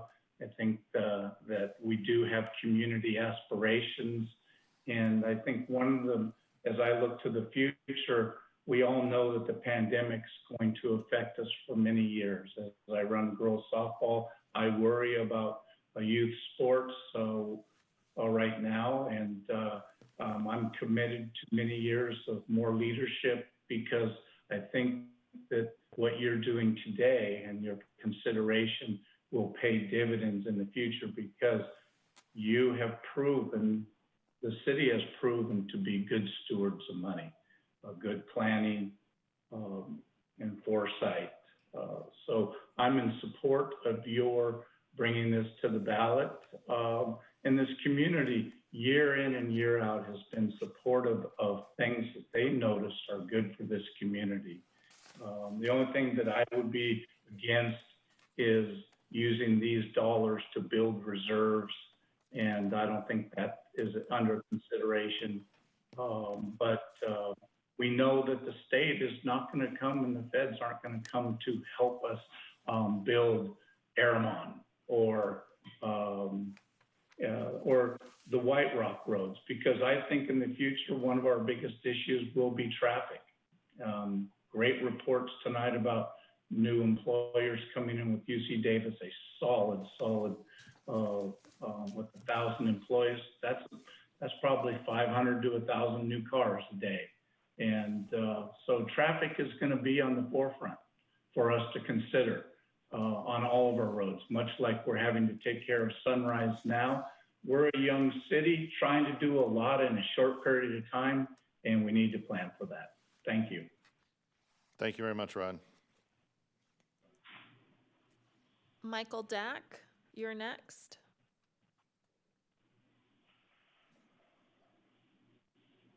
Michael, are you there? Michael Dack?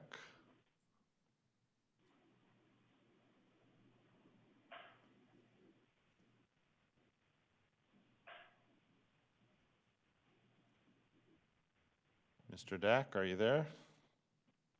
I'm trying to be here. Oh, there you Can are. you We hear got me? you. We hear you. Oh, figures, last minute, something goes wrong.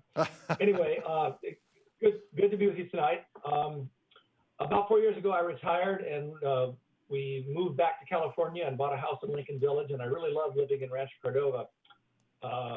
To see, even in the time that we've been here, the improvements the city continues to make, and to hear how much improvements have been made over the past 15 years or so is pretty remarkable. So nobody likes new taxes, really, but I think it's important to keep going and keep improving. And so I'm in favor of this, putting this on the ballot, and hope that people will support it so that we can keep the city improving for years to come. Thank you. All right, thank you.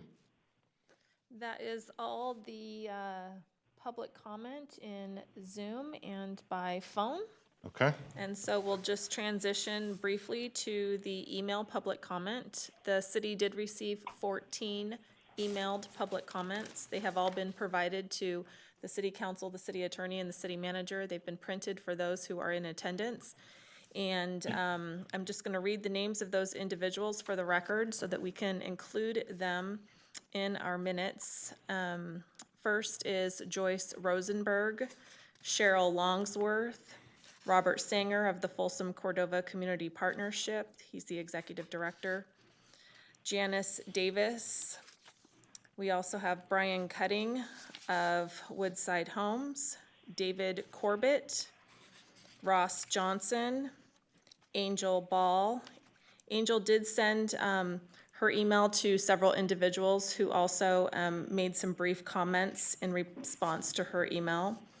Joshua Wood, Executive Director of the Sacramento Region Business Association. George Parsons. We also have public comment from Diane Rogers, President and CEO of the Rancho Cordova Chamber of Commerce. Sean Harrison, the founder and co-director of Soil-Born Farms. Christopher Clark, Folsom Cordova Unified School District Board of Education President. And Belinda Rionda. In looking at those 14 emails, we have 8 who are in favor of the measure, 4 that oppose, 1 that is neutral, and 1 undecided. So I thought that I would share that information with all of you. 8, 4, 1, and 1. And I think in public comment, we had 14 in favor and 5 opposed by my count anyway. Okay, that is the sum of our public comment. That is the sum of our public comment. All right, very good. Thank you for managing that, Stacy. I know it's complicated. People in the room, we're keeping everybody spaced. We got people on technology, we got emails, but I think we're managing it pretty well. So council, at this point, I'm turning this over to you. It's difficult to do these discussions, I think, by Zoom. It works so much better when we're in the room and we get those clues from each other and we can do better back and forth. It gets kind of awkward by this mechanism. And before I go any further, I want to thank everybody for being so civil. You know, frankly, I didn't expect anything other than that. But if this discussion, I can promise you, was held in almost any other jurisdiction in our region, you would not have really seen that level of civility on both sides. That says a lot about Rancho Cordova. And I think I can guarantee you, hopefully I can guarantee you that what you're about to hear between the council will be equally as civil as what we just heard from the public. So we have set a really good standard there, and I'm always proud of us, but I'm particularly proud of us for having done that just now. So I'm going to propose just our normal lineup here. I'll call on you, council members, and please ask staff questions, comments. You can state an opinion about your conclusion here if you wish, but this is a time for discussion. And if you wish to state your final, or your position on it, that's fine as well. I'm not saying don't do that. It's up to you. But on my lineup here, I'm going to start with Donald. Mr. Terry, if you're with us and can turn your mic on. There you are. I see you. Go right ahead. Hey, if we were going in order, Bob would go first, but that's okay. If we were actually in the dais. But so I'm looking at my notes and realizing as I started to type my notes that the P on my keyboard doesn't work. So I'm going to try to read this while supplementing letters in here to try to make sense to myself. So fascinating problem. Paul, you typed your notes and the P is not working? Is that what you just said? The P is not working on my keyboard. So, yeah. All right, so The any P, mispronunciations, it's because of one the is P not- on the keyboard. All right, we got it. Yeah. All right, here we go. So, Sorry, I couldn't help myself. So I think the first thing I would talk about is there's been some comments about gas taxes being raised in California. And let's be very, very brutally honest about how gas taxes are going to be affected due to the pandemic. Driving has plummeted. The amount of funds that the state is going to be collecting for transportation through the gas tax is going to fall off of a cliff. So the amount of funding that we could be relying on from the state is going to be dramatically affected, because the way the state allocates those funds is this is how much money we have for the year. Therefore, this is how much money we're going to allocate. Period. Whatever that number is, there's some competitiveness to it for the most part. It's a formula that has been given to do projects at Caltrain, local governments, all kinds of other things. So we are about to lose a very large revenue source that we've been relying on for a lot of different projects. A lot of the ones that Public Works talked about. A handful of people have mentioned they feel comfortable if there was a sunset. I'll talk about that in a sec. But they did say that they'd rather have very specific, these are the roads that we're fixing, these are the things that we're doing. Because of certain laws, I believe it's Prop 13, but due to certain state legislation and initiatives, if we earmark it and do what everyone's suggesting, we have to get a 2/3 majority instead of the 50+1 majority with a general tax. And also the polling that we looked at showed that we wouldn't be able to get that high. That's the exact same problem that Measure A had. Was their polling showed about 62% approval for the Measure A plan that we all agreed we were getting. Somebody just said 30 cents on the dollar. I thought it was about 40 cents on the dollar. And 4 of us did vote to support Measure A because we knew how important infrastructure funding is going to be in helping in the recovery of this recession or whatever it is we're going through. So Measure A couldn't do it because they couldn't get to that threshold. If we did that, we would be shooting ourselves in the foot. So would I like to earmark this and say, sure, this is roads and just economic development? Sure, but if we do that, we actually have a harder time passing it than if we did do it. As far as the sunset, I would say that just like any of these, whether it's Measure H or this or anything else, any city council can come in and decide that we're not going to do this anymore. Any citizen, can start their own petition drive and put something on the ballot to reconsider Measure H and this. Also, the argument that it's $8.75 per $100 spent, and that this would only, when we're saying that this would only be, an extra 50 cents, that's all it really is, because the other taxes are being paid. Whether we do this or not, that's how much they have. And, I hope at some point they do come back and try to do Measure A, because the region needs it. But, we went down this path, the 5 of us on this council, really back in January when we started looking at what Measure what Measure A was going to look like, and the fact that it was very heavy in transit and public transit. And we knew that while our voters voted for it last time, it was a less desirable proposal this time than it was 4 years ago. And so we knew there was a chance that we were going to lose that funding because they really weren't putting together the best package. And our member on that board, reiterated that concern. We reiterated it when they came and proposed it to our council, but 4 of us still voted to support it, but ultimately it wasn't going to pass. In this case, we have an opportunity to do this. I think one speaker, asked a bunch of questions about, why we're doing this because of a deficit. We're not doing this because of a deficit. We're doing this to enhance services, to hopefully recover faster than the rest of the cities in this region from a business standpoint, from a health standpoint, and from a safety standpoint. And when I say safety, I also mean infrastructure, meaning infrastructure for sidewalks, for street lights, and for roads, and trails, and bike trails, and a lot of other things. But to ask, because at the moment we don't even necessarily know what the deficit is going to be next year. a month and a half ago, economists were saying that the economy was starting to recover. We were hiring more people. Now we see that we had a 34% drop off in GDP. That's never even been studied to see what that's going to do long term to the economy. This has never happened in any economic sense in this country's history.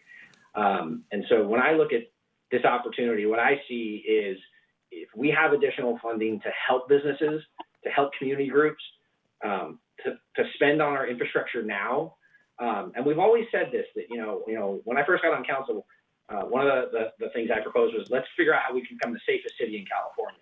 One of the things we're going to notice, especially for cities that didn't act immediately like we're trying to do today, that the resources that they're going to lose and the services that they're going to lose, the differences in per capita spending when it comes to public safety, the number of officers to the number of residents that you have is going to drop dramatically for many communities around here.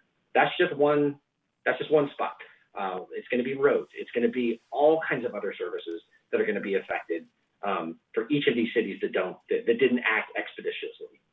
I think that's pretty much it. So obviously you probably hear where I'm going with this, is that, we've seen the impacts of Measure H. We've seen more kids going to college, through our Promise program and a lot of other programs like that.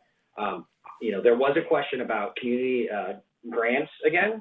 I wouldn't expect in the near term, at least, probably at the time while I'm on council, that this tax initiative would be used for more community grants.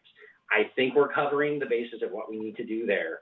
And when we sold this to the community, we talked about doing things like buying football helmets for the football team to keep our kids safer, and to engage more students to stay, in school and succeed.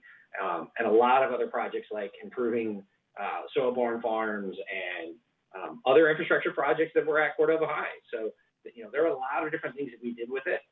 I'm really proud of the track record that we've had with Measure H, and I think this is an opportunity to help our community come together and hopefully heal and thrive through this crisis.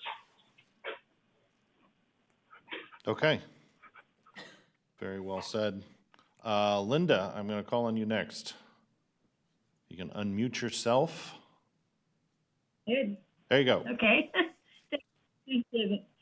So I'm glad Donald began by talking about the gas tax, because there is no question that while our Public Works Department under Cyrus's leadership and under Albert's leadership have been absolutely masterful at bringing back tax dollars that we've had to send to the state or to the feds, that money has dried up. And the feds are funding very little of anything anymore.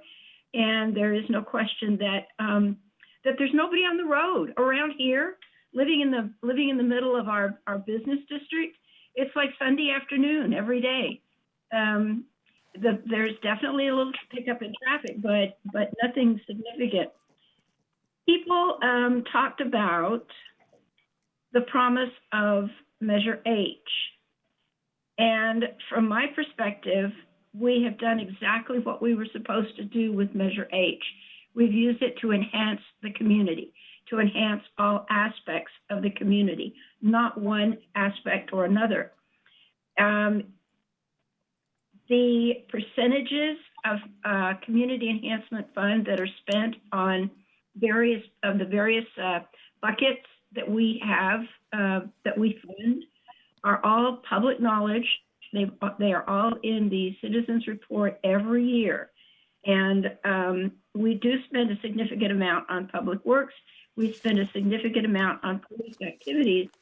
And in comparison, we spend a much smaller amount on the things that people want to call feel-good stuff, which is really funding the schools and the parks and the arts and the things that other people are not able to do, or that offer our kids opportunities that they would not have to enhance their educational experience if we were not providing that money courtesy of our voters years ago. I like the phrase about resident responsibility. It absolutely speaks to the concept of local control, which is so important. It's one thing to say that 4 of us voted to put that other Measure A on the ballot, but David, I clearly remember at least 2 of us holding our noses, physically holding our noses in order to vote for that. 3 of you did. 3 of us held our 3 noses. of you did. 3 of I us. wasn't one of them, but 3 of That's you did. right. Bob was one of them too. Because it was the whole concept of voting for anything that would give us back 25 or 30 cents out of every dollar we send downtown is almost worse than the amount of money that we send to the federal government and never get back again. So this is a combination of our ability to retain control of what we're doing, to not stagnate. Rancho Cordova spent the decades of the 70s, 80s, and the first part of the 90s completely stagnant. We don't want to go back to that kind of a situation, and we don't want to go back to what it was like in the depths of the recession in 2007, 8, and 9, and 10. We want to continue to add more facilities. We want to continue to upgrade what we've got, the roads that have never been resurfaced in the entire time they've been on the ground. We want to continue a couple of large projects that we are in process of getting started. And these are all things that Rancho Cordova residents have said many times they want. So I am totally in support of asking our residents what they think about this. We should never be afraid to ask our residents what they think. Okay, thank you very much. Very well said. Bob, Mr. McGarvey, I'm going to call on you next. I'm going to go a little bit further with Measure H, like Linda said, and like Donald said. We ask the citizens where they want to spend their money, their tax money. And we had 16 public meetings asking them about this. And for what Cyrus said, looking at the businesses and the jobs that are not there right now, we have a lot of people who are really hurting. And the city is helping them. I mean, we've got a program to help the senior citizens. I forget how many thousands of meals have been brought to them. There's $100,000, I believe, it was in a program for Brookfield. They make so many meals that are sent every day to the senior citizens who need the help. And that's what we're doing right now. So we're asking the citizens still every year, what about Measure H money? We're, I think, $5 million, more or less, from what we had before. I mean, if you thought about what we had at the beginning of the year, in January, February, and what we have now, there are a lot of people who are really, really concerned and afraid. I think in Rancho Cordova, they don't have to be afraid like you do in others. As Elizabeth said when she was speaking just in the beginning of this, of the public comment, she said, you can't depend on the state, you can't depend on the federal government. We're depending on ourselves. And that's what we're doing right now. We're going to be asking our citizens, that's us. Everything that we do, that's one of the local things about local government is everything we do, we are going to be living with. Everything we do is something that's going to come right back to us. So everything we do, we want to have it really good and good for us and good for everybody else. There are so many good things that have been going. The Promise program at the college.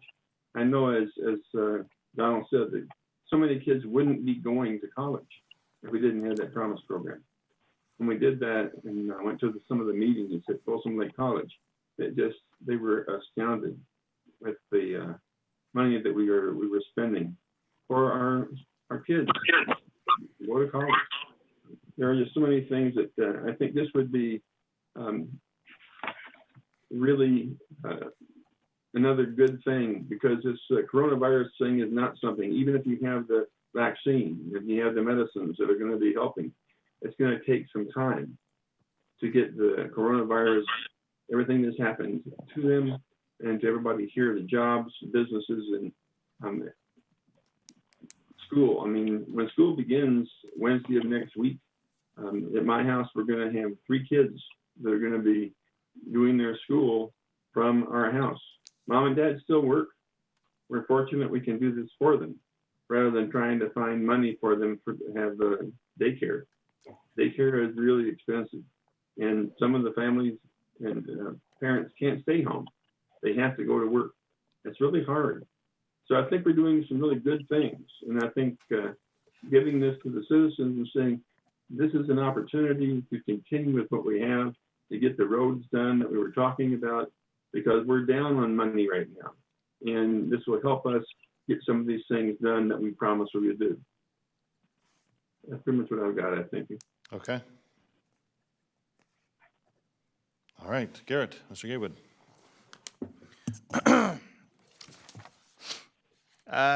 Joyce, shout out to you for this great one. In these times, physical and emotional isolation, loss of unemployment, and high-priced goods and services, foreclosure, loss of rent and relief, it is punitive to add a half-cent sales tax to Rancho Cordova citizens. I cannot believe that the measure for an additional tax is possible to make sense in our present conditions. I feel money spent should be spent in a better place than trying to take an initiative that raises sales tax on citizens. 2,300 people lost their jobs in the last week, and we have the nerve to go to you guys and ask for more money. I run a small business, so that's where I'm coming from. I love my business. I love the citizens I'm able to do. What we're saying is, one, this will do nothing for business. Nothing. It will, however, put business owners out of business. So let's add to that $2,300. I know a ton of people on fixed income, and $20 a month or more is what they use to eat. So let's take one meal from every citizen in Rancho Cordova to help out. This hurts me. I was the one person that voted against it because that was a terrible tax measure. And I was one of the few people that pushed for this survey because I didn't want to see our money go to Sac County for stuff that didn't really benefit Rancho Cordova. But it is a pandemic. I am not blind to everyone losing their job. I have hundreds of people I know that are now out of work. There's thousands of citizens right now that don't have jobs. We have business owners that, for God willing sakes, you've read the initiative that we're willing to come in here, and they love the city so much they're willing to bleed. But gosh, this isn't the time. I have no way of asking people for extra money. Fixed income people, veterans, seniors, let me take a little bit of money from you right now because it's a pandemic. And I think that's the best time to raise taxes. Business owners that are struggling and barely making it, you know what you need to do? You need to give us more money for roads that aren't being traveled on because no one has any jobs. I don't really know how to put one and one together at this point. I love this city. And I love that my staff is willing to do this and we're willing to put this together. But there's no way we should take a half cent from anyone right now. If anything, we should cut taxes and give it back to you guys and be like, look, you guys hold on to this. I'm concerned about us making it. I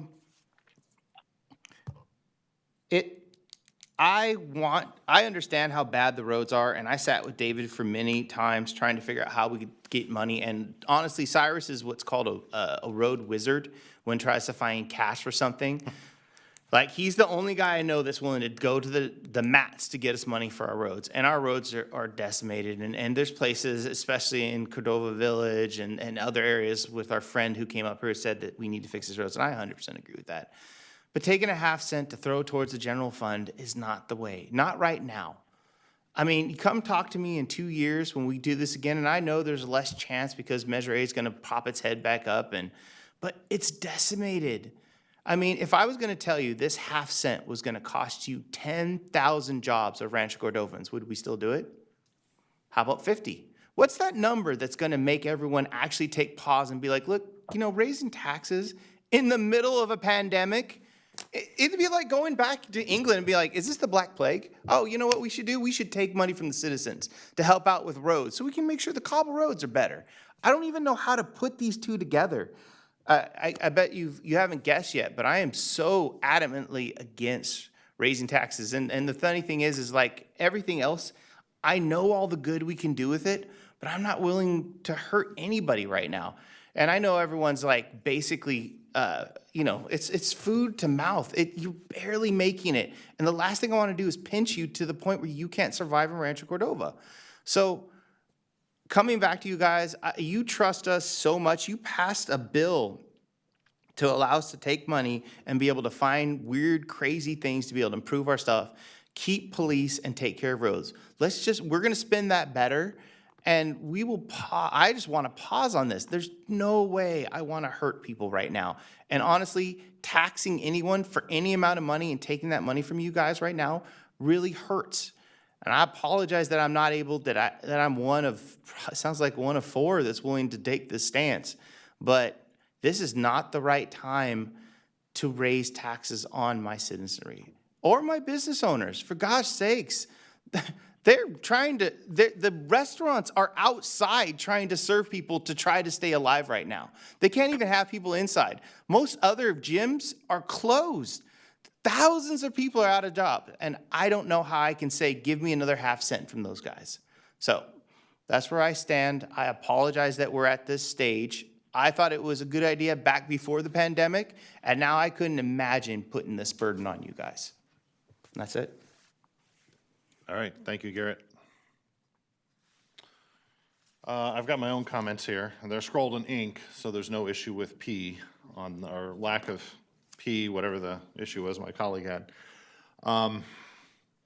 This is a really hard thing for me and my philosophy of how we best do government.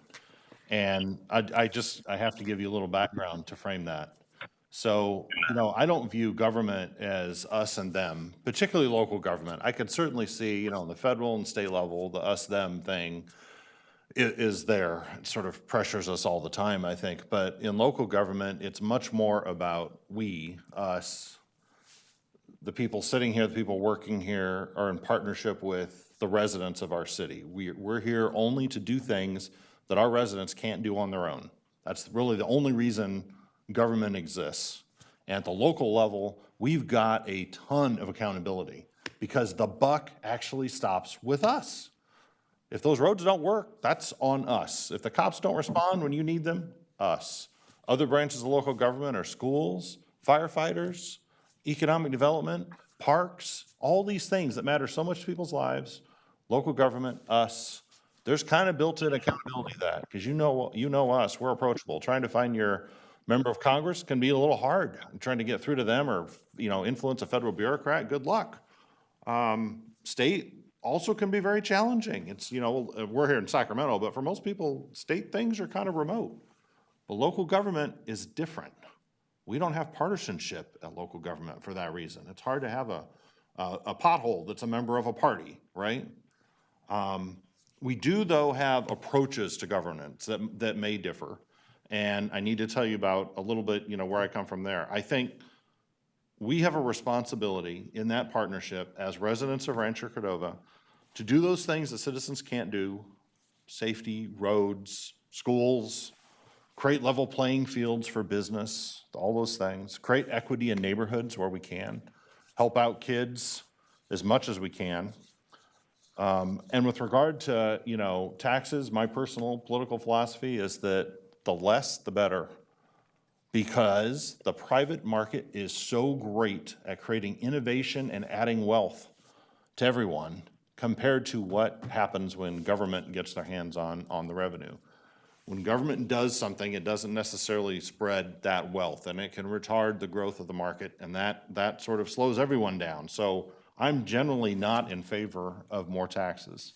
You see a lot of government waste. Some of it is probably unfairly characterized. Other characterizations are completely fair, my guess. And again, there's a big difference between the feds, the state, and the locals with regard to accountability. So for me, these are really hard decisions.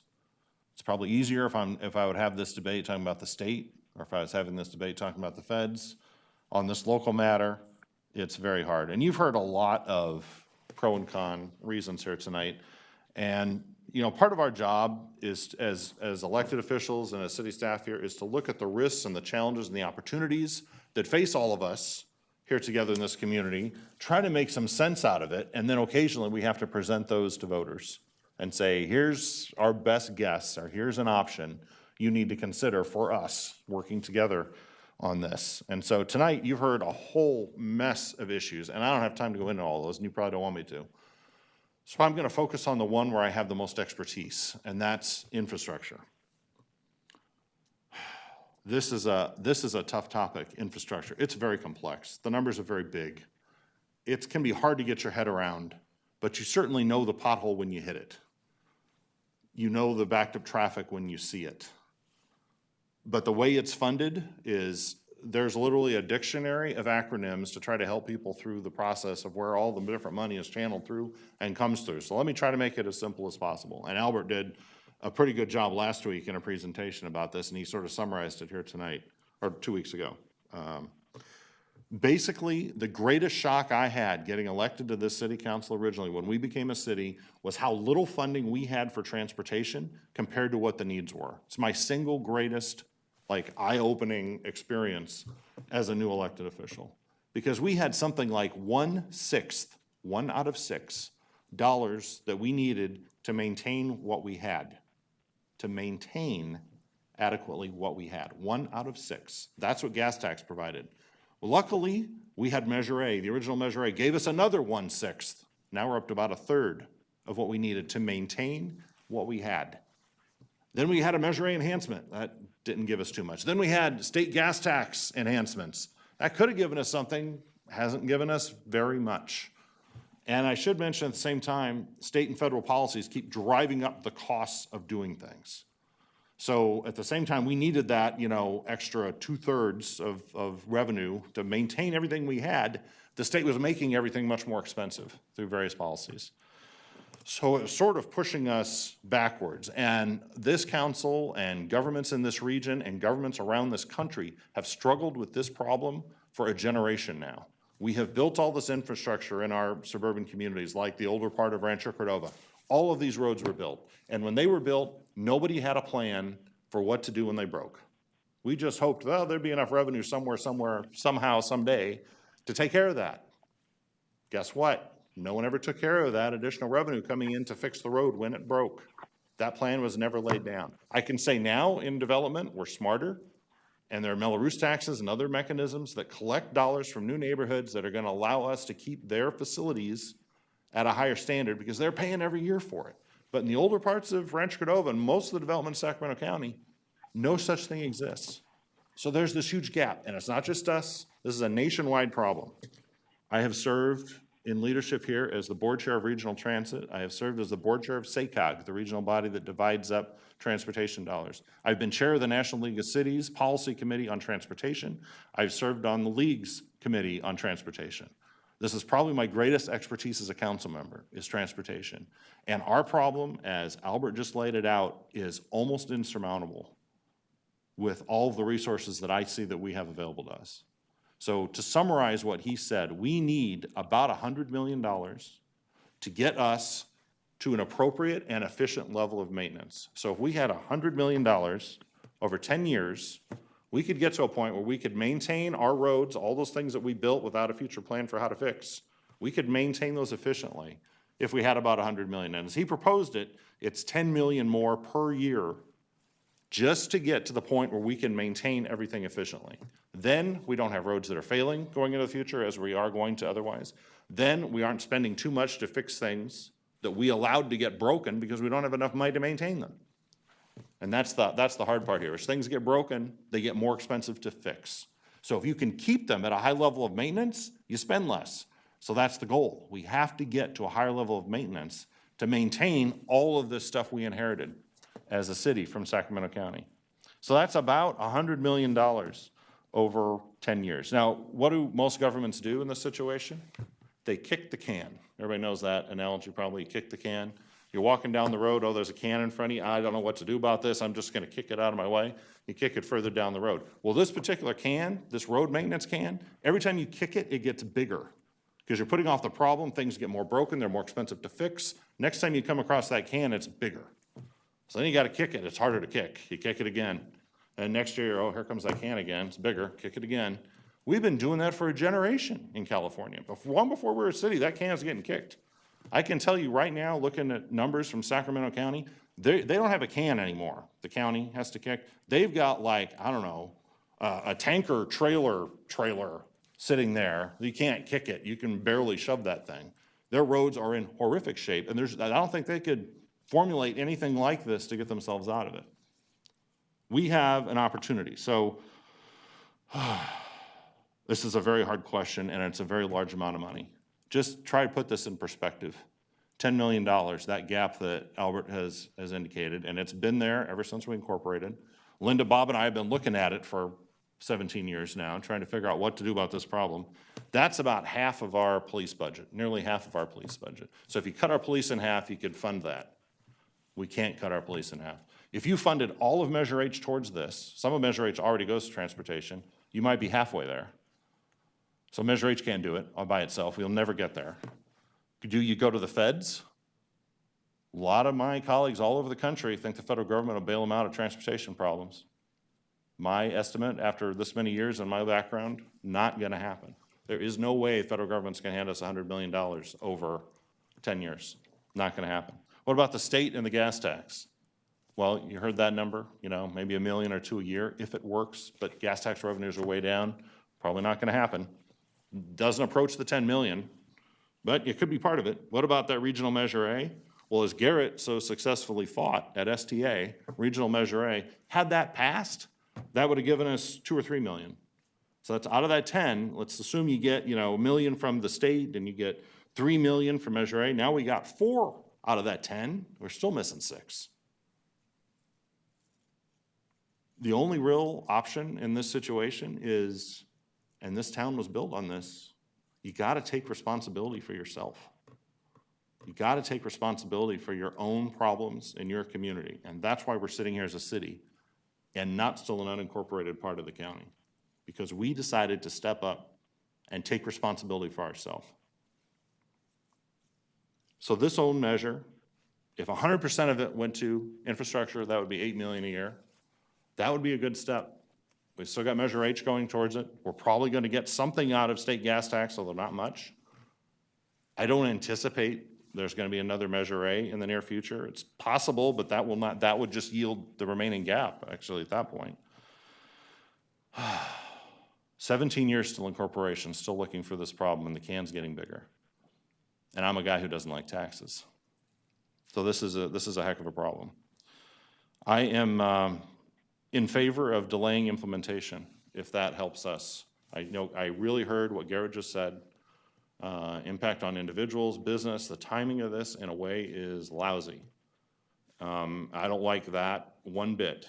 And perhaps a delay of implementation. Cyrus, as I understand it, the implementation of this, if it went to the voters, if the voters supported it, would be April and May of next year, somewhere in that time frame? It would be April 1, 2021.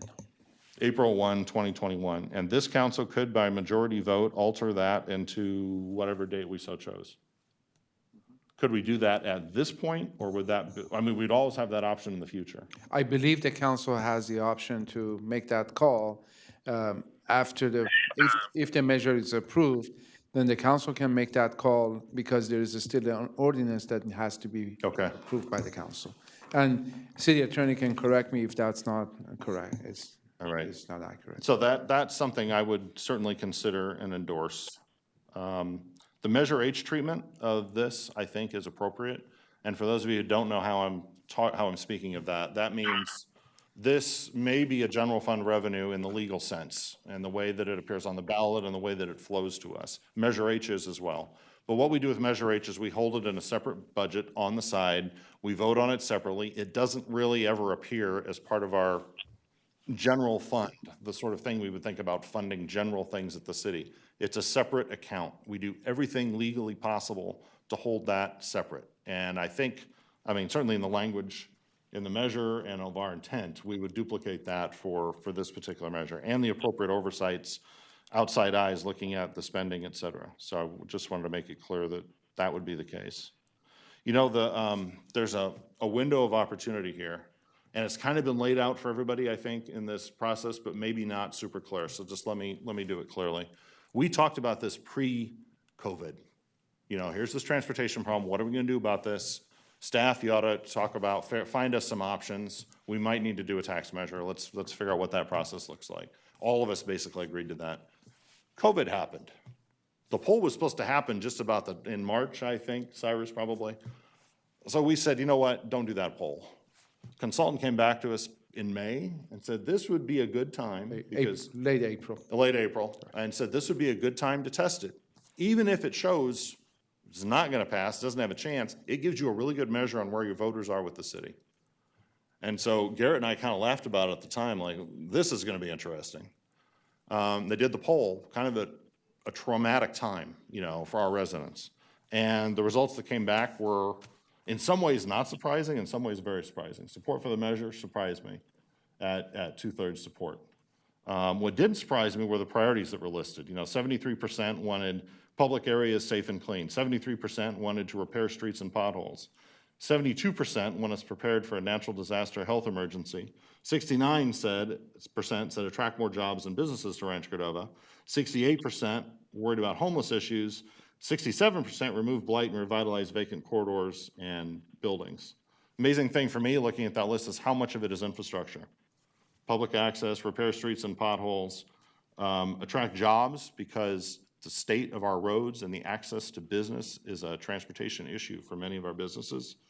Homeless issues to the extent that corridors are clean or not clean, and remove blight and revitalize corridors, a ton of infrastructure issues in trying to tackle that. What the poll shows is our population really wants us to move on infrastructure. And so the window of opportunity then arose when we had a surprising poll result and then Measure A was clearly failing and not gonna move forward. Now, we didn't actually know that until a month ago? 3 weeks ago? When did the July 15th. July 15th is when the County Board of Supervisors said, we're not putting on this on the ballot. Now, my guess is this council would not have entertained this if Measure A was on the ballot, because imagine you as a voter going into that booth, and here's a transportation measure, and here's the City of Rancho Cordova transportation measure. What on earth is that? Half a cent here, half a cent there, which one are you voting for? In addition, if ours succeeded and the Measure A thing failed, we'd be blamed for that. It wouldn't look good for us in the region. Or maybe theirs would succeed and ours would fail. And there'd just be tons of confusion. That was probably not something we would have done. But 3 weeks ago, County Board of Supervisors said, we're not moving forward, which gives us a window of opportunity. And from my point of view, it's an imperfect window. I would prefer we do this with a 2/3 and it be specifically unlocked in for transportation. That would be my preference, but I don't think I have that option. After 17 years of waiting for solutions here and opportunities here, I don't think I really have that option. So I'm just gonna run through a few facts and a few other thoughts that are relevant to me. You know, the analysis was done that said for the average family in Rancho Cordova, this is gonna cost $50 to $100 a year. We have a commitment that we're not gonna spend these dollars on administration, and we don't have a pension problem or a debt problem in Rancho Cordova, unlike so many other cities that are gonna be struggling for their existence. We don't have those problems. So we can actually take advantage of a time when perhaps the economy is gonna be slow and these dollars would go even further. Our budgets are always balanced, and we inherited this giant road problem. I keep coming back to this, and it's our responsibility. We can say, darn it, why didn't they develop us better? Why didn't they plan this better? Why didn't they provide measures for us in advance? We can say that, but you know what? It's on our shoulders. We have to deal with it, or try to kick that can, one of the two. Somebody mentioned here, Catherine mentioned, my kids were raised without a pool. Boy, that just, on this side of the dais tonight, that just jabbed me right in the heart. Because I've been sitting here watching that happen in my community and not being really able to fix it. And we did fix it eventually. The city fixed that. But that is hard to hear. To have resources to fix something like that is really, really important. In a similar vein, we've got a youth center that 18 years ago we heard from residents, we gotta do more for youth, we gotta do more for youth, and we've done a ton of programs for youth. But we've just gotten to the point of having a youth center that's gonna take some dollars to develop. And yes, we have Measure H targeted for that. And I think that's an awesome thing to do. But the more resources we have as a city for that, those infrastructure things, the better. Parks for kids on that same list, new economic development. Same list. Future of this business park, particularly post-COVID, when a lot of people are going to work from home, we don't know. We don't know what we're going to need to do to keep this place healthy and keep it well-maintained and successful, not just for us, but the region, because this business park is of regional significance, not just about us. And then finally, just a couple of notes. I think we have a commitment to our local banks here in Rancho Cordova. We've been building on that over the past couple of years. In other words, depositing our resources when we can, where we can, in local banks so that they can loan it to local business owners. We have the option of going to national banks or statewide banks, and they make loans all over the place. But it makes a lot of sense if the local banks give us the same return and the same security, put our money there. I would be willing to entertain an MOU to do that with these dollars, as well as additional city dollars, just to maximize sort of the benefit our community gets from this activity. I'm also willing, as Donald said, I think, and I'm not sure if anyone else referenced it, Garrett may have referenced it, I'm not quite sure what he meant by that, but to make a commitment of these dollars going to infrastructure and economic development as opposed to anything else. There was a comment here tonight made also about controlling our destiny, and I think that is probably my closing phrase. This is an extremely difficult decision, but we have to accept responsibility for our own future, for ourselves and our kids, with local control. We have to control our own destiny, and for that reason, I'm willing to give our residents an option to do more if they so choose.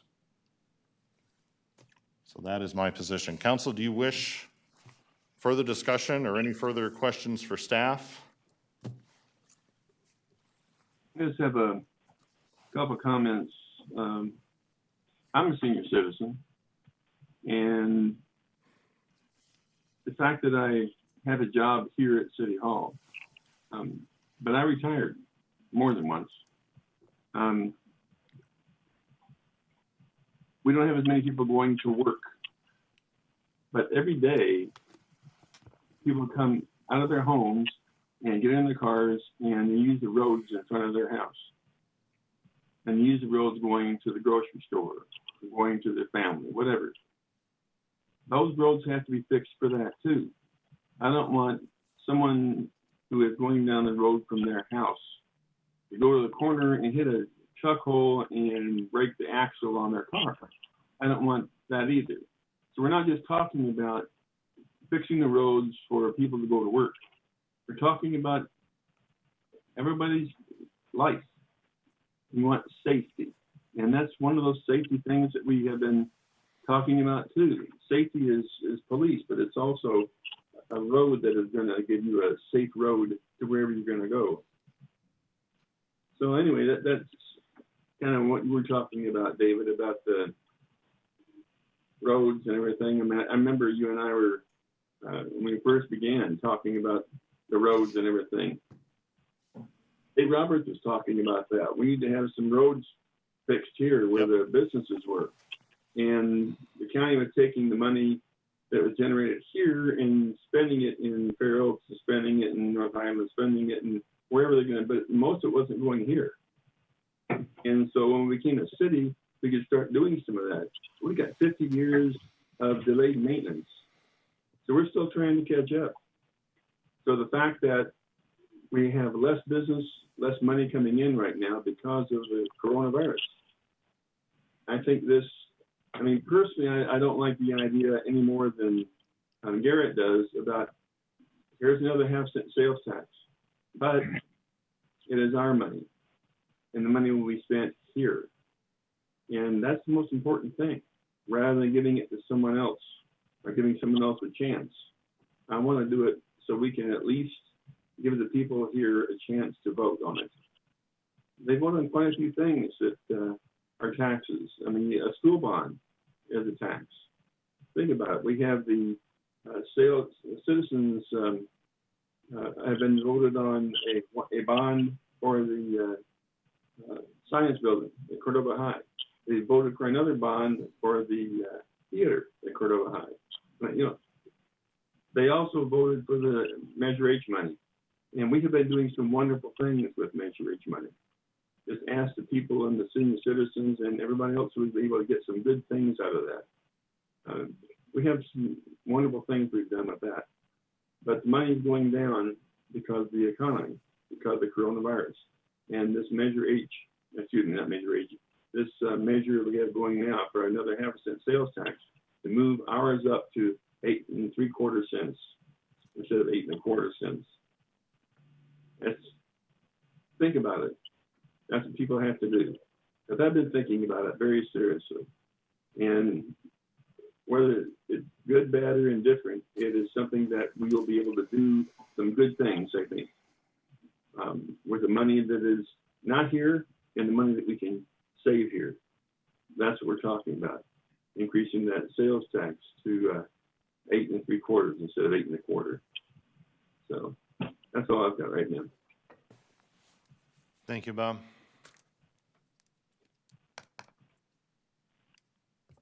Call the question. Mayor. If you want, call the Mayor, question. this is, Adam, do you have any? I have a call the question here by Vice Mayor Gatewood. Do you have a comment for us, Adam?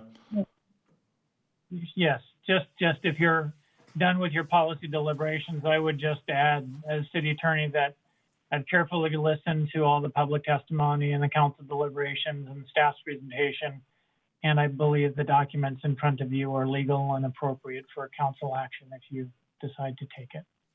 Adam, if we wish to take some action that would indicate our intent.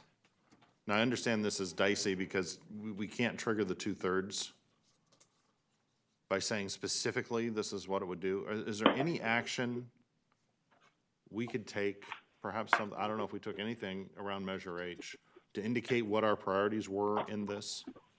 Like, were this to pass, these are our priorities? The council will recall that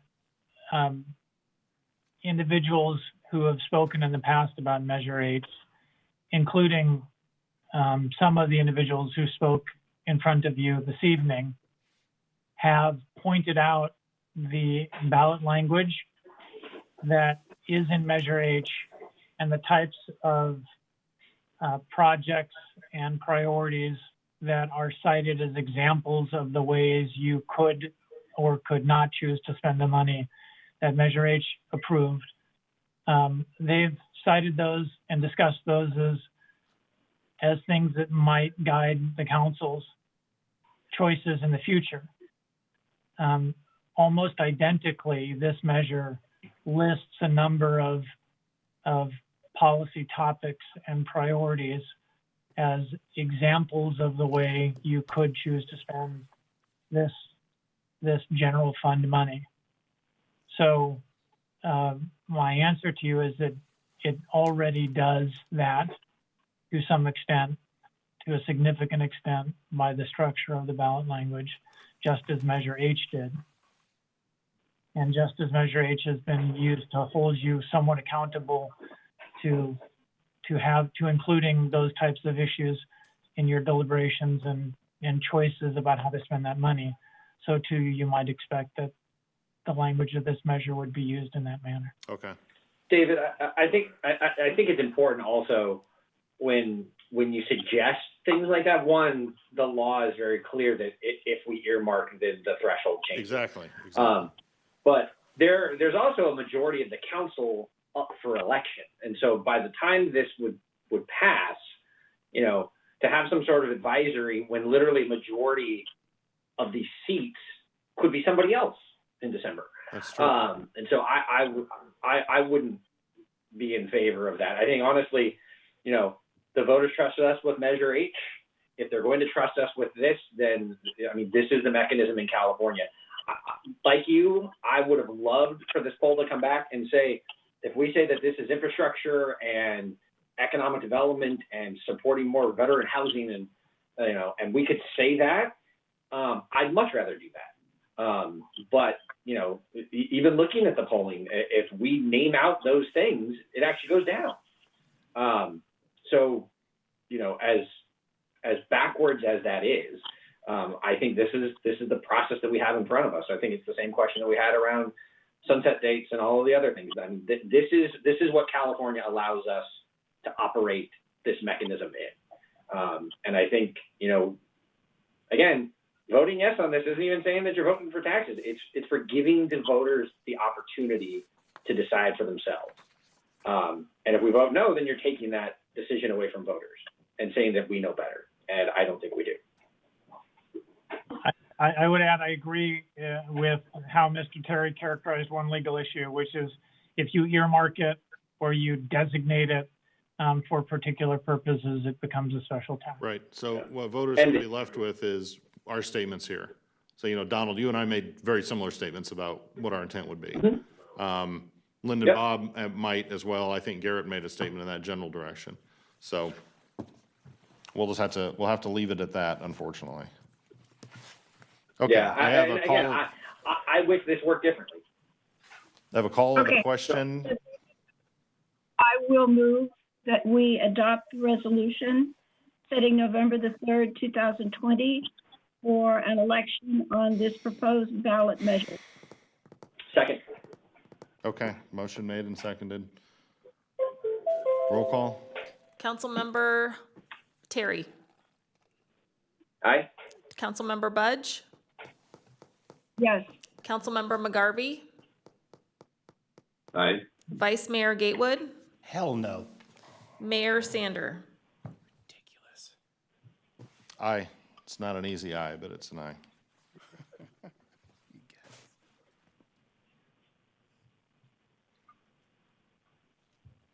Okay, The motion passes. that was item 12.1. Item 13 is council request for future agenda items. Oh, and we're about done with this meeting, but I want to thank everybody for your attendance, participation, everyone's civility again.